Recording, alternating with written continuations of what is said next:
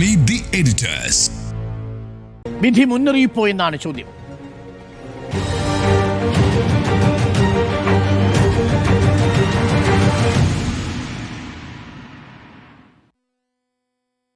സ്മൃതി, ഒടുവിൽ രാഹുൽ ഈശ്വർ ഇനി 15 ദിവസത്തേക്ക് ജയിലിലാണ്. പുറം ലോകം കാണില്ല. ചർച്ചയിൽ രാഹുൽ ഈശ്വർ പങ്കെടുക്കുകയുമില്ല.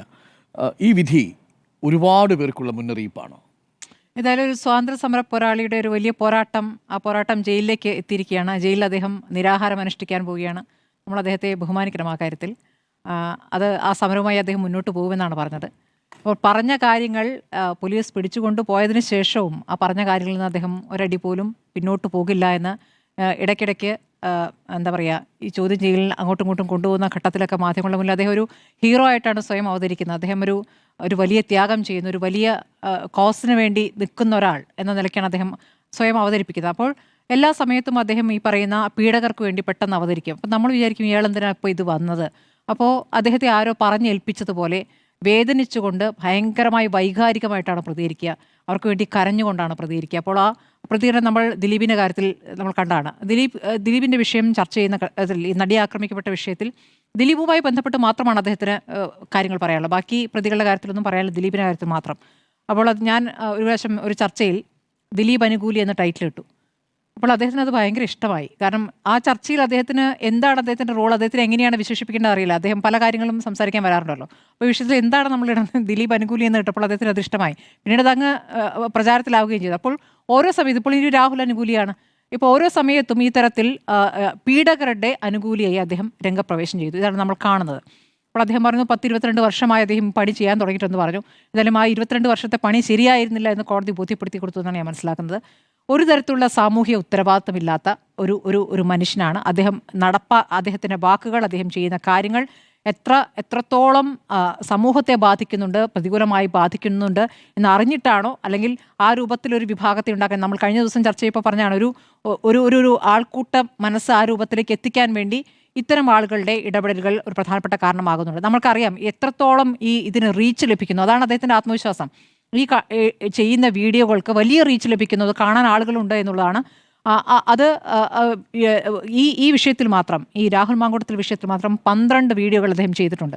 ആ 12 വീഡിയോകൾ എല്ലാം തന്നെ ഈ പറയുന്ന ഇരയെ അല്ലെങ്കിൽ പരാതിക്കാരിയെ അപമാനിക്കുന്ന വിധമാണ്. അവരുടെ മാരിറ്റൽ സ്റ്റാറ്റസ്, അത് എപ്പോൾ അവസാനിച്ചു, എത്ര കാലം ഉണ്ടായിരുന്നു, ഇതൊന്നും അദ്ദേഹത്തോട് ചോദിച്ചിട്ടില്ല. അദ്ദേഹം അത് വിശദീകരിക്കേണ്ട കാര്യമില്ല.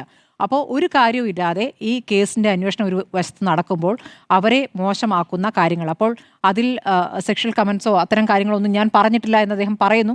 പക്ഷേ ഇപ്പോൾ ലാപ്ടോപ്പ് പരിശോധിച്ചതിൽ നിന്നും ഇപ്പോൾ ആ പെൺകുട്ടിയുടെ പടമടക്കം കിട്ടിയിട്ടുണ്ട്. അപ്പോൾ അത് വേണ്ട വിധത്തിൽ ഇപ്പോൾ എനിക്ക് ചർച്ചയ്ക്കിടയിൽ അദ്ദേഹം അയച്ചു തന്നിരുന്നു. നോക്കൂ, ആ പറയുന്നത് ശരിയല്ല, ഞാനത് തെളിവ് അയച്ചിരുന്നു. അപ്പോൾ അദ്ദേഹത്തിന് അതിൽ തെളിവുകളുണ്ട്, ഇതൊക്കെ ശേഖരിച്ച് വെച്ചിട്ടുണ്ട്. അപ്പോൾ ആവശ്യം വരുമ്പോൾ അത് പുറത്തെടുക്കാൻ വെച്ചിരിക്കുകയാണ്. അതിനുവേണ്ടി ഇത് കൈകാര്യം ചെയ്യുന്നു. അപ്പോൾ ലാപ്ടോപ്പ് ഇപ്പോൾ കണ്ടെത്തിയിട്ടുണ്ട്. ആദ്യം പോലീസ് പിടിച്ചുകൊണ്ട് പോകുമ്പോഴും പറയുന്നുണ്ട് ഞാൻ എൻ്റെ ലാപ്ടോപ്പ് ഒളിപ്പിക്കട്ടെ. ഇപ്പോൾ എത്ര നാടകീയമായിട്ടാണ് ഇത് അവതരിപ്പിക്കുന്നത്. അപ്പോൾ ഞാൻ ലാപ്ടോപ്പ് ഒളിപ്പിക്കുകയാണ് എന്നുകൂടി ആളുകളോട് പറഞ്ഞു വെച്ചിട്ടാണ് അദ്ദേഹം പോയിട്ടുള്ളത്. അതിനുശേഷം മാധ്യമങ്ങളോട് അദ്ദേഹം പ്രതികരിക്കുന്ന ഓരോ ഘട്ടത്തിലും പോലീസ് കള്ളം പറയുന്നു. അതിനുശേഷം അദ്ദേഹം പോലീസുകാരോട് ചിരിച്ച് വർത്താനം പറയുന്നുണ്ട്. ഇതൊക്കെ എല്ലാം ആരെയാണ് വിഡ്ഢിയാക്കുന്നതെന്നുള്ളതാണ് ഒരു വിഷയം. അദ്ദേഹത്തിന് ഒരു ഫാൻസ് അസോസിയേഷൻ ഉണ്ടെന്ന് ഞാൻ മനസ്സിലാക്കുന്നത്. അദ്ദേഹം എന്താണ് മെൻസ് അസോസിയേഷന്റെ പ്രസിഡന്റാണോ? അരുൺകുമാറിനോട് ചോദിച്ചാൽ അറിയാമെന്ന് പറയുന്നുണ്ടായിരുന്നു. എന്നെ കൂട്ടിയിട്ട് ഇന്നലെ മനസ്സിലാവുന്നില്ല. അതാണ് അതിനകത്തെ കൗതുകകരമായ കാര്യം. മെൻസ് കമ്മീഷൻ എന്ന് പറയുന്നത് ഞാൻ ഇന്നേ വരെ കണ്ടിട്ടുള്ളതിൽ വെച്ച് ഏറ്റവും സ്ത്രീവിരുദ്ധവും അശ്ലീലവും കോമഡിയും നിറഞ്ഞിരിക്കുന്ന ഒരു സാധനമാണ്. അതായത് ഈ പറയുന്ന ക്രിമിനലുകൾ പുറത്തു വരുമ്പോൾ മാലയിടാനുള്ള ടീമാണ്. അതാരെയൊക്കെ സ്ത്രീകളെ ബസ്സിൽ വെച്ച് അവരുടെ സ്വകാര്യ ഭാഗം കാണിച്ച് അശ്ലീലം നടത്തിയ ആളുകളെ സംരക്ഷിക്കുന്നതാണ് ഈ men's commission. This is men's commission. എനിക്കറിയാം രാഹുൽ മാങ്കൂട്ടത്തിൽ പറഞ്ഞ രാഹുൽ ഈശ്വർ പറഞ്ഞ മെൻസ് കമ്മീഷൻ ഇതാണ്. അതെ, അവർക്കും പറയാൻ ഒരാൾ വേണ്ടേ എന്നാണ് അദ്ദേഹം പറയുന്നത്. അദ്ദേഹത്തിന്റെ കൂടെ ജീവിച്ചുകൊണ്ടായിരിക്കും അദ്ദേഹത്തിന്റെ ഭാര്യയും അദ്ദേഹത്തിന് വേണ്ടി പറയുന്നുണ്ടായിരുന്നു. അവരും അത് തന്നെ അതേ വാക്കുകൾ തന്നെ പറയുകയാണ്. ഏതായാലും ഇത് ഇപ്പോൾ ഞാൻ പറയാം, ഈ തരത്തിലുള്ള സംഭവങ്ങളിൽ, ഈ സമൂഹ മാധ്യമങ്ങളിലൂടെ അപമാനിക്കലിൽ ജാമ്യമില്ലാ കേസെടുത്ത് അകത്താക്കുന്ന നടാടിയാണെന്ന് മനസ്സിലാക്കുന്നത്. ഏതായാലും അറിയപ്പെടുന്ന ആളുകളുമായി ബന്ധപ്പെട്ട ഏതായാലും ആദ്യമായിട്ടാണ് ഈ കേസിൻ്റെ ഒരു രാഷ്ട്രീയ പ്രാധാന്യം കൂടി കണക്കിലെടുത്തിട്ടായിരിക്കും, അല്ലെങ്കിൽ ഈ സമയത്ത് അത് ഏത് രീതിയിൽ ചർച്ച ചെയ്യുന്നൊന്നും ഉണ്ടായിരിക്കും നടപടി ഉണ്ടായത്. ഇതൊരു തുടർച്ചയാവണമെന്നൊരു അഭ്യർത്ഥനയുണ്ട്. കാരണം ഇത് ചില കേസുകളിൽ മാത്രമാകരുത്. ഇതേ സമയത്ത് തന്നെ കെ രമയെ അപമാനിച്ചുകൊണ്ടുള്ള പോസ്റ്റുകൾ അവിടെ വരുന്നുണ്ട്.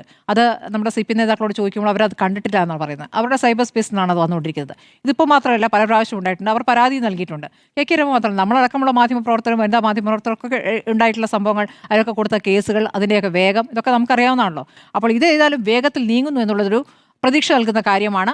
ഇതൊരു പാഠമാകേണ്ടതുണ്ട്. പാഠമാകുമോ എന്ന് എനിക്കറിയില്ല. ഇതിനങ്ങോട്ട് തുടർച്ചയുണ്ടായ ഒരു പാഠമുണ്ടാകും. എന്തായാലും രാഹുൽ മാങ്കൂട്ടത്തിലെ സ്വാതന്ത്ര്യ സമരം അവിടെ ജയിലിൽ തുടരട്ടെ. ഓക്കെ, നമുക്കൊരു ഇടവേള വേണം. ഇടവേളയ്ക്ക് ശേഷം രാഹുൽ ഈശ്വർ 15 ദിവസത്തേക്ക് റിമാൻഡിലായി കഴിഞ്ഞിരിക്കുന്നു.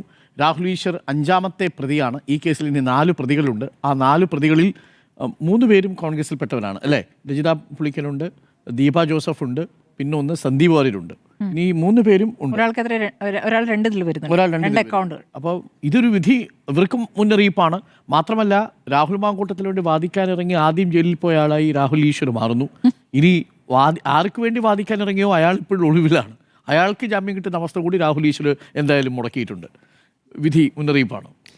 അല്ല, ഈ വിധി മുന്നറിയിപ്പാണോ എന്ന് ചോദിച്ചാൽ കേരളത്തിലുള്ള ഈ സൈബർ തെമ്മാടി കൂട്ടങ്ങൾക്ക് മൊത്തത്തിലുള്ള മുന്നറിയിപ്പാണ്. ഇത് രാഹുൽ ഈശ്വർക്ക് മാത്രമുള്ള മുന്നറിയിപ്പാണെന്ന് ഞാൻ വിചാരിക്കുന്നില്ല. ഈ വടകര ഇലക്ഷൻ്റെ സമയത്ത് ഈ പറയുന്ന നമ്മളെല്ലാം ടീച്ചറമ്മ എന്ന് ഒരു കേരള 5 വർഷത്തോളം ടീച്ചറമ്മ എന്ന് വിളിച്ച ഈ ശൈലജ ടീച്ചറെ എടുത്ത് പിന്നെന്താണ് തെരുവിലേക്ക് വലിച്ചിട്ടിട്ടായിരുന്നു അഭ്യാസം മുഴുവൻ അല്ലേ? എന്ത് വളരെ മോശമായ രീതിയിൽ ആ ഇലക്ഷൻ്റെ സമയത്ത് ചിത്രീകരിച്ച്, കാരണം വലിയ ഒരു പേരുണ്ടായിരുന്ന കേരളത്തിലെ മുഖ്യമന്ത്രി സ്ഥാനാർത്ഥി വരെ ആക്കാം എന്ന് പറയുന്ന സ്ഥാനത്തേക്ക് ഉയർന്നു വന്ന ഒരു ടീച്ചറിനെയാണ് വലിയ മോശമായ രീതിയിൽ കൈകാര്യം ചെയ്തത്. അപ്പം ആരൊക്കെയാണോ ഇത് വളർത്തിക്കൊണ്ട് വന്നവർ, ഇവർ ഈ ടീമിനെ വളർത്തിക്കൊണ്ട് വന്ന ആൾക്കാരില്ലേ, ആ വളർത്തിക്കൊണ്ട് വന്ന ആൾക്കാർക്ക് തിരിച്ചടി കിട്ടുന്നതാണ് ഇപ്പോൾ ഈ കണ്ടുകൊണ്ടിരിക്കുന്നത് മുഴുവൻ. കേരളത്തിൽ കാസർഗോഡ് തുടങ്ങി തിരുവനന്തപുരം വരെ ഉണ്ടായിരുന്ന പിന്നെ എന്താണ് ഈ ഒരു കൂട്ടം ഉണ്ടല്ലോ, ഒരു ഫോണിൽ മെസ്സേജ് അയച്ചാൽ ഈ പറഞ്ഞ വെട്ടുക്കിളി വന്നിട്ട് അറ്റാക്ക് ചെയ്യുന്നത് പോലെ അറ്റാക്ക് ചെയ്യുന്നുണ്ടെന്ന ഈ കൂട്ടം ഉണ്ടല്ലോ. ഇപ്പോൾ ആർക്കെതിരെയാണ്? ഇപ്പോൾ CPM-നെതിരെ ഒന്നും സമയമില്ല അറ്റാക്ക് ചെയ്യാൻ വേണ്ടിയിട്ട്. CPM-നെതിരെ അറ്റാക്ക് ചെയ്യാൻ സമയമില്ല, BJP-ക്കെതിരെ അറ്റാക്ക് ചെയ്യാൻ സമയമില്ല. ഈ ടീമിന് മുഴുവൻ ഇപ്പോൾ സ്വന്തം പരസ്പരം തല്ലി. ഈ പണ്ട് ഗുണ്ടാ സംഘങ്ങൾ തമ്മിൽ പിന്നെ പ്രശ്നം ഉണ്ടാവുമല്ലോ. കാരണം ഇവർ ഒരു സമയത്ത് ഇവർ ഭയങ്കര ഒറ്റക്കെട്ടായിട്ട് നിൽക്കും. അത് കഴിഞ്ഞാൽ ഇവർ ഉള്ളിൽ പ്രശ്നമായി കഴിയുമ്പോൾ ഇത് ഗുണ്ടാ സംഘങ്ങൾ പിരിഞ്ഞു കഴിഞ്ഞാൽ പിന്നെ പുറത്തുള്ള ആൾക്കാരെ അറ്റാക്ക് ചെയ്യാൻ സമയം കിട്ടില്ല. ഈ ഉള്ളിൽ തന്നെ അടിയും വെട്ടും കുത്തൊക്കെ ആയിരിക്കും. ഇതാണ് ഇപ്പോൾ ഈ നടന്നുകൊണ്ടിരിക്കുന്നത്. അപ്പം അതിൽ വന്ന് പോയ ആളാണ് ഈ രാഹുൽ ഈശ്വർ. രാഹുൽ ഈശ്വർ വന്നിട്ട് പെടുന്ന എങ്ങനെയാണ്, ഞാനാണ് ഇതിൻ്റെ മൊത്ത കച്ചവടക്കാരൻ എന്ന് പറഞ്ഞിട്ട് മൊത്തം ആ ഉത്തരവാദിത്തം മുഴുവൻ ഏറ്റെടുക്കുകയാണ്. ഏറ്റെടുത്തിട്ട് പുള്ളി തന്നെ ഈ കാര്യങ്ങളെല്ലാം പറയുന്നു. പുള്ളി തന്നെ എല്ലാം വിളിച്ച് പറയുന്നു. എന്നിട്ട് പറയുന്നത് ഇതുണ്ട്, ഈ ലാപ്ടോപ്പാണ് ഞാൻ മാറ്റാൻ പോകുന്നത് എന്ന് പറഞ്ഞിട്ട് ലാപ്ടോപ്പ് അടക്കം മാറ്റുകയാണ്. എന്നാൽ എന്നെ പോലീസ് ഒന്ന് അറസ്റ്റ് ചെയ്ത് നാളെ എന്നെ കോടതിയിൽ കൊണ്ടുപോയി ഹാജരാക്കുമ്പോൾ ഇതൊരു തെളിവായി വരില്ലേ എന്നൊന്നും ചിന്തിക്കുന്നേ ഇല്ല. ഏതോ ഒരു ബുദ്ധിയിൽ ഇങ്ങനെ ഒരു സൈഡിൽ കൂടെ തന്നെ ഇങ്ങനെ പോവുകയാണ്. അപ്പം ഇത് പോയിട്ട് എന്താണ് പറയുന്നത്, ഇപ്പം ഞാൻ ചോദിക്കുന്നത്, ഇപ്പം മെൻസ് കമ്മീഷൻ എന്താണ് വേറെ എന്തൊക്കെയോ പറയുന്നുണ്ട് പുള്ളി. ഇതൊക്കെ നടപ്പിലാക്കാൻ വേണ്ടിയിട്ട് ഈ പറയുന്ന രാഹുൽ മാങ്കൂട്ടത്തിൻ്റെ കേസാണോ പുള്ളിക്ക് ആത്യന്തികമായി കിട്ടിയെന്നുള്ളതാണ്. ഞാൻ പറയുന്നത് ദിലീപിൻ്റെ കേസ്, രാഹുൽ മാങ്കൂട്ടത്തിൻ്റെ കേസ്, ഇതൊക്കെ എടുത്തിട്ടാണ്. അപ്പം ഇവർക്കൊക്കെ പറയുന്നതിൻ്റെ ഒരു ശൈലി മനസ്സിലായി. അപ്പം കേരളത്തിൽ ആദ്യം നമ്മൾ മനസ്സിലാക്കേണ്ട ഒരു നിയമവ്യവസ്ഥയുടെ ഭാഗമായി കഴിഞ്ഞാൽ അത് നിയമത്തിൻ്റെ കൂടെ നിന്ന് അതിനെ ഫൈറ്റ് ചെയ്ത് പുറത്തിറങ്ങാല്ല എന്നുള്ളതല്ലാതെ അവരെ വെല്ലുവിളിച്ചുകൊണ്ട് അയ്യോ ഞാൻ ഇങ്ങനെ പ്രശ്നത്തിലായതുകൊണ്ട് ഇങ്ങനെയാണ് അങ്ങനെയാണെന്നൊക്കെ പറഞ്ഞുകൊണ്ടിരിക്കുകയാണോ? അങ്ങനെയല്ലല്ലോ വേണ്ടത്. അതിന് എവിടുന്നും ഇല്ലാത്ത ഒരാളും വരികയാണ്. ഒരാളും വന്നിട്ട് ഫുൾ കഥകളൊക്കെ പറഞ്ഞിട്ട് ഫുൾ കാര്യങ്ങളെടുത്ത് വെളിയിലിട്ടിട്ട് ഇതാരാണ് പരാതി കൊടുത്തതെന്ന് നോക്കുന്നില്ല, എന്താണ് പരാതി എന്ന് അറിയുന്നില്ല, ഇത് ഇങ്ങനെയാണ്, അങ്ങനെ കല്യാണം കഴിച്ചില്ല, ഇങ്ങനെ കല്യാണം കഴിച്ചില്ല, ഇതൊക്കെ പറഞ്ഞുകൊണ്ടേ ഇരിക്കുകയാണ്. അപ്പം അതിനനുസരിച്ചുള്ള ഡോക്യുമെൻ്റ്.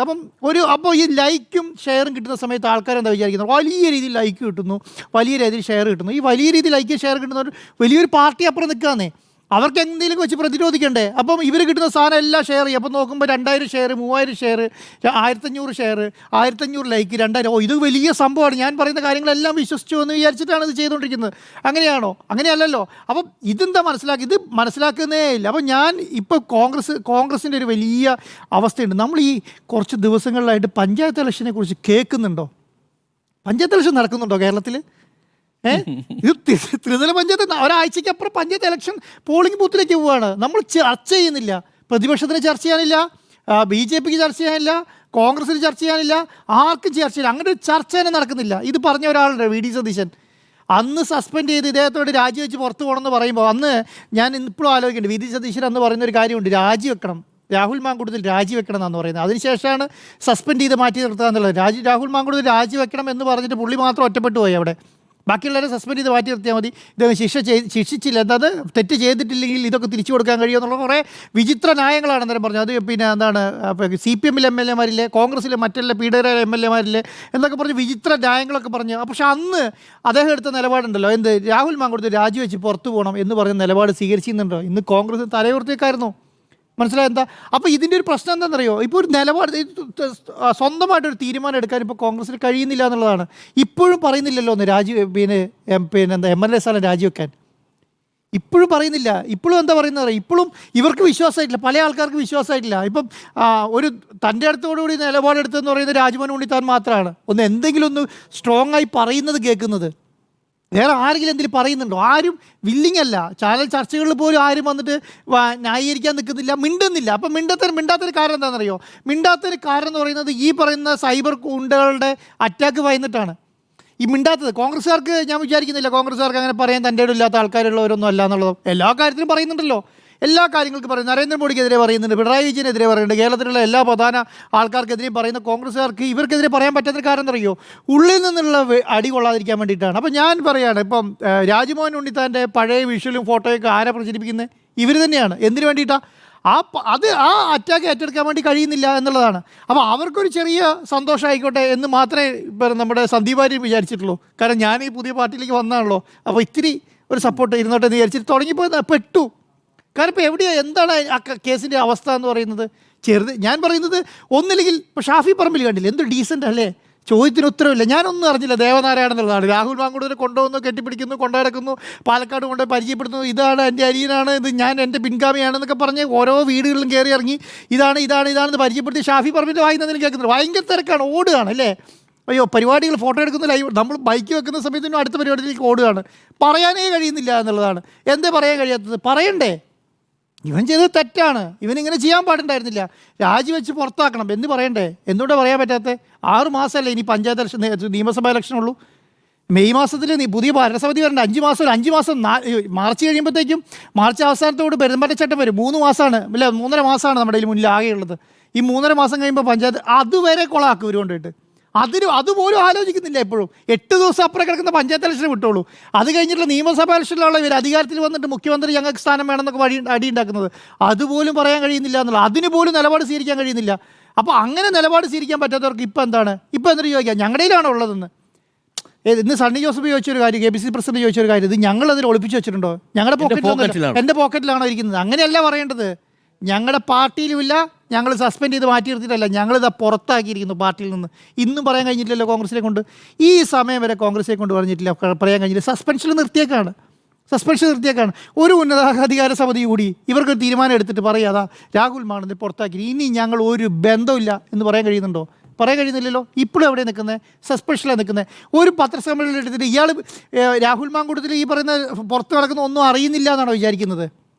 അറിയുന്നില്ല. ഫോണിൽ വിളിച്ചിട്ട് പറയാൻ പറ്റുന്നുണ്ടാവില്ല ചിലപ്പം, പക്ഷേ എല്ലാ വാർത്തകളും കാണുന്നുണ്ടാവും, എല്ലാ കാര്യങ്ങളും അറിയാൻ പറ്റും. ഒരു KPCC പ്രസിഡന്റ് വന്നിട്ട് രാഹുൽ മാങ്കൂട്ടത്തിൽ രാജിവെക്കണം എന്ന് പറഞ്ഞിട്ടുണ്ടെങ്കിലുണ്ടല്ലോ, പറഞ്ഞിട്ട് രാജിവെക്കാൻ നിൽക്കാൻ കഴിയുമോ? രാഹുൽ അല്ലെങ്കിൽ പിന്നെ പുറത്തുനിന്ന് തൻ്റെ അടുത്തുകൂടി അതെങ്കിലും പറഞ്ഞെന്താ പുറത്ത് നിൽക്കാം. രാഹുൽ മാങ്കൂട്ടത്തിൽ രാജിവെക്കണം എന്നൊരു പ്രസ്താവന ഇറക്കാൻ കോൺഗ്രസിനെ കൊണ്ട് കഴിയുന്നുണ്ടോ? പറഞ്ഞാൽ പറയാം, അയ്യോ ഞങ്ങൾ പറഞ്ഞു രാജിവെക്കണമെന്ന്, രാഹുൽ മാങ്കൂട്ടത്തിൽ രാജിവെക്കണം. അങ്ങനെ പറഞ്ഞാൽ പിന്നെ വീണ്ടും 3 MLA-മാർ നിയമസഭയിലുണ്ട്, ഒരെണ്ണം LDF-ലും 2 ഞാൻ പറയുന്നത് ആരെയാണ് സംരക്ഷിക്കുന്നത്? എന്താ ഈ സംരക്ഷിക്കുന്നത്? എവിടെയാണ് സംരക്ഷിക്കുന്നത്? ഈ സംരക്ഷിച്ചത് എവിടേക്കാണ് അവർ കൊണ്ടുപോകുന്നത്? ഞാനൊരു ഈ സൈബർ അറ്റാക്കിൻ്റെ കാര്യം പറഞ്ഞപ്പോഴാണ് നമ്മൾ ആദ്യത്തെ ഓഡിയോ പുറത്തുവിട്ടല്ലോ. ഓഡിയോ പുറത്തുവിട്ട സമയത്ത് എന്തോ ഒരു അറ്റാക്കായിരുന്നു. ആ അറ്റാക്ക് മുഴുവൻ എന്താണെന്നോ AI വീഡിയോ ആണ്, അമേരിക്കയിൽ നിന്ന് കൊണ്ടുവന്നതാണ്, ചൈനയിൽ നിന്ന് കൊണ്ടുവന്നതാണ്.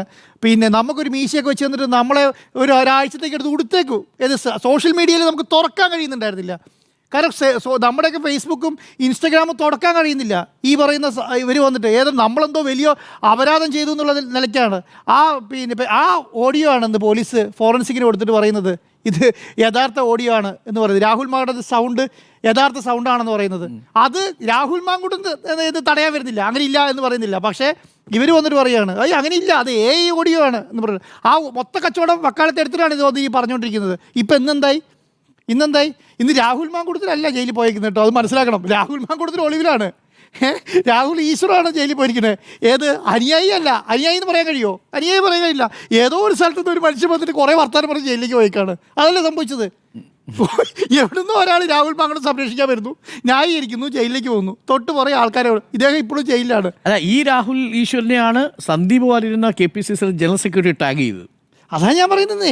ഇവർക്ക് മനസ്സിലാവുന്നില്ല എന്നേ. ഞാൻ ഒരു കുറച്ച് ആൾക്കാരുണ്ടെന്നേ ഇവരുടെ തലപ്പത്ത്. KPCC എന്താ പിന്നെ ഒരു ഡിജിറ്റൽ സെല്ലോ എന്തൊരു സാധനം ഉണ്ടാക്കിയിട്ട് ഫോട്ടോ ഇട്ടിട്ട് പറയാണ് ഇത് പ്രചരിപ്പിച്ച് നശിപ്പിച്ച് കളയാന്നുള്ള. ഇതിന്റെ അർത്ഥം ഇൻസ്റ്റന്റ് റെസ്പോൺസ് ടീം. ഇതിനെന്താണെന്നറിയോ? ഇതിന്റെ അർത്ഥം എന്താണെന്നറിയോ? ഇവർ ഉദ്ദേശിക്കുന്നത് ഇത്ര മാത്രമേ ഉള്ളൂ. ഈ രമേശ് ചെന്നിത്തല പറഞ്ഞൊരു കാര്യമുണ്ട്, രാഹുൽ മാങ്കൂട്ടത്തിനെതിരെ ഒരു പരാതിയല്ല വന്നത്, നിരവധി പരാതികൾ വന്നിരുന്നു അല്ലേ? നമ്മൾ തന്നെ എനിക്ക് തോന്നുന്നു 2-3 പേരുടെ അങ്ങോട്ട് വാർത്ത നമ്മൾ തന്നെ കൊടുത്തിട്ടുണ്ട്. പരാതി കൊടുക്കാൻ അവർ വില്ലിങ് അല്ലാത്തതുകൊണ്ടാണ് സത്യം പറഞ്ഞിട്ടുണ്ടെങ്കിൽ അന്ന് വാർത്ത. പക്ഷേ ആ തുടക്ക സമയങ്ങളിൽ ഈ 3 പരാതി അങ്ങോട്ട് വന്നു. നമ്മുടെ തന്നെ ഒരു വോയിസ് കൊടുത്തല്ലോ, വേറെ പെൺകുട്ടിയുടെ വോയിസ് കൊടുത്തിരുന്നല്ലോ. അപ്പോൾ ഇവരെ കൊണ്ട് എന്താ സംഭവിക്കുന്നത് അറിയോ? ഇവരെ കൊണ്ട് ഇനി പരാതി കൊടുപ്പിക്കരുത്. ഇത് മാത്രമേ ഈ കേസിൽ എന്തായാലും കുടുങ്ങി, ഈ കേസിൽ ജയിലിൽ പോകേണ്ടി വരും, ഈ കേസിൽ പ്രശ്നത്തിലാവുന്നവർക്ക് നല്ല ധാരണയുണ്ട്. പക്ഷേ എന്താണ്, ഇനി ഒരു പരാതി ഇതിന് മേലെ വരാൻ പാടില്ല. ഈ പരാതി വരാതിരിക്കാൻ എന്ത് ചെയ്യണം? പരാതി വരാതിരിക്കാൻ വേണ്ടിയിട്ട് ഈ പറയുന്ന പെൺകുട്ടീനെ എന്ത് ചെയ്യുക? വളരെ മോശക്കാരിയാക്കുക, ഇവരെ ഫോട്ടോ പ്രചരിപ്പിക്കുക. അപ്പം എന്ത് ചെയ്യും? മറ്റുള്ള പെൺകുട്ടി പേടിച്ചിട്ട് പുറത്തേക്ക് വരാൻ കഴിയണ്ടേ? കാരണം എൻ്റെ അവസ്ഥ ഇതിനേക്കാൾ അപ്പുറമായിരിക്കും എന്ന് വിചാരിച്ചിട്ട് ഈ പെൺകുട്ടികൾ പുറത്തേക്ക് വരരുത്. ആ വരാതിരിക്കാൻ വേണ്ടി ഒരു പ്രിക്കോഷനാണ് ഇപ്പോൾ ഇവരെടുത്തുകൊണ്ടിരിക്കുന്നത്. ആ പ്രിക്കോഷൻ്റെ ഭാഗമായിട്ടാണ് ഇത് പ്രചരിപ്പിക്കുന്നത്. അല്ലെങ്കിൽ എന്തിനാണെന്ന് ഈ പറയുന്ന ഫോട്ടോസ് പ്രചരിപ്പിക്കേണ്ട കാര്യം ഇരിക്കണം. ഇപ്പോൾ അങ്ങനെയാണെങ്കിൽ കോൺഗ്രസ് ഔദ്യോഗികമായി നിലപാടെടുക്കണ്ടേ? ഇങ്ങനെ ഈ പെൺകുട്ടിയുടെ ഫോട്ടോയോ കാര്യങ്ങളോ പുറത്തു വിടാൻ ആരെങ്കിലും ഇറങ്ങി തിരിച്ചിട്ടുണ്ടെങ്കിൽ അവർക്കെതിരെ ശക്തമായ നിലപാട് സ്വീകരിക്കുന്നു. പക്ഷേ ആദ്യം ഇത് VD സതീശൻ പറഞ്ഞിരുന്നു കേട്ടോ. അതായത് സാമൂഹിക മാധ്യമങ്ങളിലൂടെ അത് പക്ഷേ അതിജീവിതയുടെ കാര്യത്തിലല്ല, മറ്റ് നേതാക്കൾക്കെതിരെയും ആർക്കെതിരെയെങ്കിലും അപമാനം നടത്തി കഴിഞ്ഞാൽ നടപടിയെടുക്കും, ശക്തമായ നടപടി ഉണ്ടാവുമെന്ന് VD സതീശൻ പറഞ്ഞു. പക്ഷേ ആ VD സതീശനാണ് ഏറ്റവും കൂടുതൽ സൈബർ ആക്രമിക്കപ്പെട്ടു. അദ്ദേഹത്തിന്റെ കുടുംബത്തിനെതിരെ വരെ. അല്ല ഞാൻ പറയുന്നത്, പക്ഷേ ഇതൊരു പരിധി വരെ ഇപ്പം നിങ്ങൾ നോക്കൂ, ഇടതുപക്ഷത്തിലെ സൈബർ പോരാളികളാണെങ്കിൽ അവരും ഇതേപോലെ തന്നെ പ്രചരണം നടത്തും, മറുഭാഗത്തുള്ളവരെ അങ്ങേയറ്റം ആക്ഷേപിക്കും. പാർട്ടിക്കുള്ളിൽ തന്നെ ഇപ്പോൾ ജയരാജനുമായി ബന്ധപ്പെട്ട വിഷയങ്ങളൊക്കെ അറിയാമല്ലോ. പക്ഷെ അതിനൊരു പരിധിയുണ്ട്. പരിധിയല്ല, ഇപ്പൊ MV ജയരാജൻ ഒന്ന് പറഞ്ഞു കഴിഞ്ഞതിന് ശേഷം പിന്നെ നിങ്ങൾ MV ജയരാജനെ ട്രോളെന്ന് എവിടെയെങ്കിലും കണ്ടിട്ടില്ല. ഈ MV ജയരാജൻ UDF-ലായിരുന്നെങ്കിൽ എന്തായിരുന്നു അവസ്ഥ എന്ന് ആലോചിച്ചു. അതായത് പാർട്ടി നേതാക്കൾക്കെതിരെ തിരിഞ്ഞു. പാർട്ടിയെ പ്രതിസന്ധിയിലാക്കുന്ന ഘട്ടത്തിൽ വന്നപ്പോൾ MV ജയരാജൻ തന്നെ പരസ്യമായി തള്ളി പറഞ്ഞു, ഇവനൊന്നും അല്ല ഇത് തീരുമാനിക്കുന്നത്, സൈബർ പോരാളി എന്ന വാക്കാണ് ഉപയോഗിച്ചത്. പക്ഷേ സ്വിച്ച് ഇട്ട പോലെ നിന്നു. പക്ഷേ ഇവിടെ എന്താ VD സതീശൻ വന്ന് പറയുന്നു, നിൽക്കുക മാത്രമല്ല VD സതീശനെ കടന്നാക്രമിക്കുകയാണ്. അതാണ് ഞാൻ പറയുന്നത്. അങ്ങനെ ഒരു ഈ കോൺഗ്രസ്സിൽ അങ്ങനെ ഒരു സംവിധാനം ഇല്ലാന്നേ. കോൺഗ്രസ്സിൽ ആരാ തീരുമാനം എടുക്കുന്നത്? ഇപ്പോൾ രമേശ് ചെന്നിത്തലയ്ക്ക് തീരുമാനം എടുക്കാൻ പറ്റുമോ? സണ്ണി ജോസഫിന് തീരുമാനം എടുക്കാൻ പറ്റുമോ? ഈ പറയുന്ന VD സതീശൻ തീരുമാനം എടുക്കാൻ പറ്റുമോ? ആരാ? ഇപ്പോൾ VD സതീശൻ തീരുമാനം എടുത്തവർ കേൾക്കില്ല, സണ്ണി ജോസഫ് തീരുമാനം എടുത്താൽ കേൾക്കില്ല, രമേശ് ചെന്നിത്തല തീരുമാനം എടുത്താൽ കേൾക്കില്ല. പിന്നെ ആരെടുത്താലും എടുക്കുക. ആ എടുക്കേണ്ട ആൾ വേറെ ഉണ്ടെന്നേ. നിങ്ങൾക്ക് അത് കണ്ടെത്താൻ കഴിയുന്നില്ല. അതാണ് കോൺഗ്രസ് നിങ്ങളുടെ പ്രശ്നം. ഇവർക്ക് ഇതിനെ മുഴുവൻ നയിക്കുന്ന ആൾക്കാരുണ്ടല്ലോ, അത് രമേശ് ചെന്നിത്തലയല്ല, അത് VD സതീശനല്ല, ഇത് സണ്ണി ജോസഫ് അല്ല, അത് ഈ രാഹുൽ മാങ്കൂട്ടത്തിനെ വളർത്തിക്കൊണ്ടുവന്ന ആളാണ് ഈ പറയുന്ന കാര്യങ്ങൾ മുഴുവൻ നടത്തിയിട്ടുള്ളത്. അവരിലാണ് ഇതിൻ്റെ ചാവി ഇരിക്കുന്നത്. അദ്ദേഹം നിർത്താൻ പറഞ്ഞാൽ നിൽക്കും. അത് നിർത്താൻ പറയണേ അദ്ദേഹം പറയണ്ടേ? അത് പറയാൻ ഇവരെ കൊണ്ട് പറ്റണ്ടേ? ഇന്നയാളാണ് ചെയ്യുന്നത്, ഞങ്ങൾക്കറിയാം എന്ന് പറയണ്ടേ? അപ്പോൾ ഞാൻ വിചാരിച്ചത് എന്താ അറിയോ, ഈ നമ്മുടെ കാസർഗോഡ് MP രാജ്മോഹൻ ഉണ്ണിത്താൻ പറഞ്ഞ് ഇത് എനിക്കറിയാം എന്ന് പറഞ്ഞ് അതിലേക്ക് എത്തുമെന്നാണ് ഞാൻ വിചാരിച്ചത്. പക്ഷേ പുള്ളി അവിടെ നിർത്തി. അല്ല, പക്ഷേ അതുകൊണ്ട് രാജ്മോഹൻ ഉണ്ണിത്താനെതിരെയുള്ള അറ്റാക്ക് നിന്നു.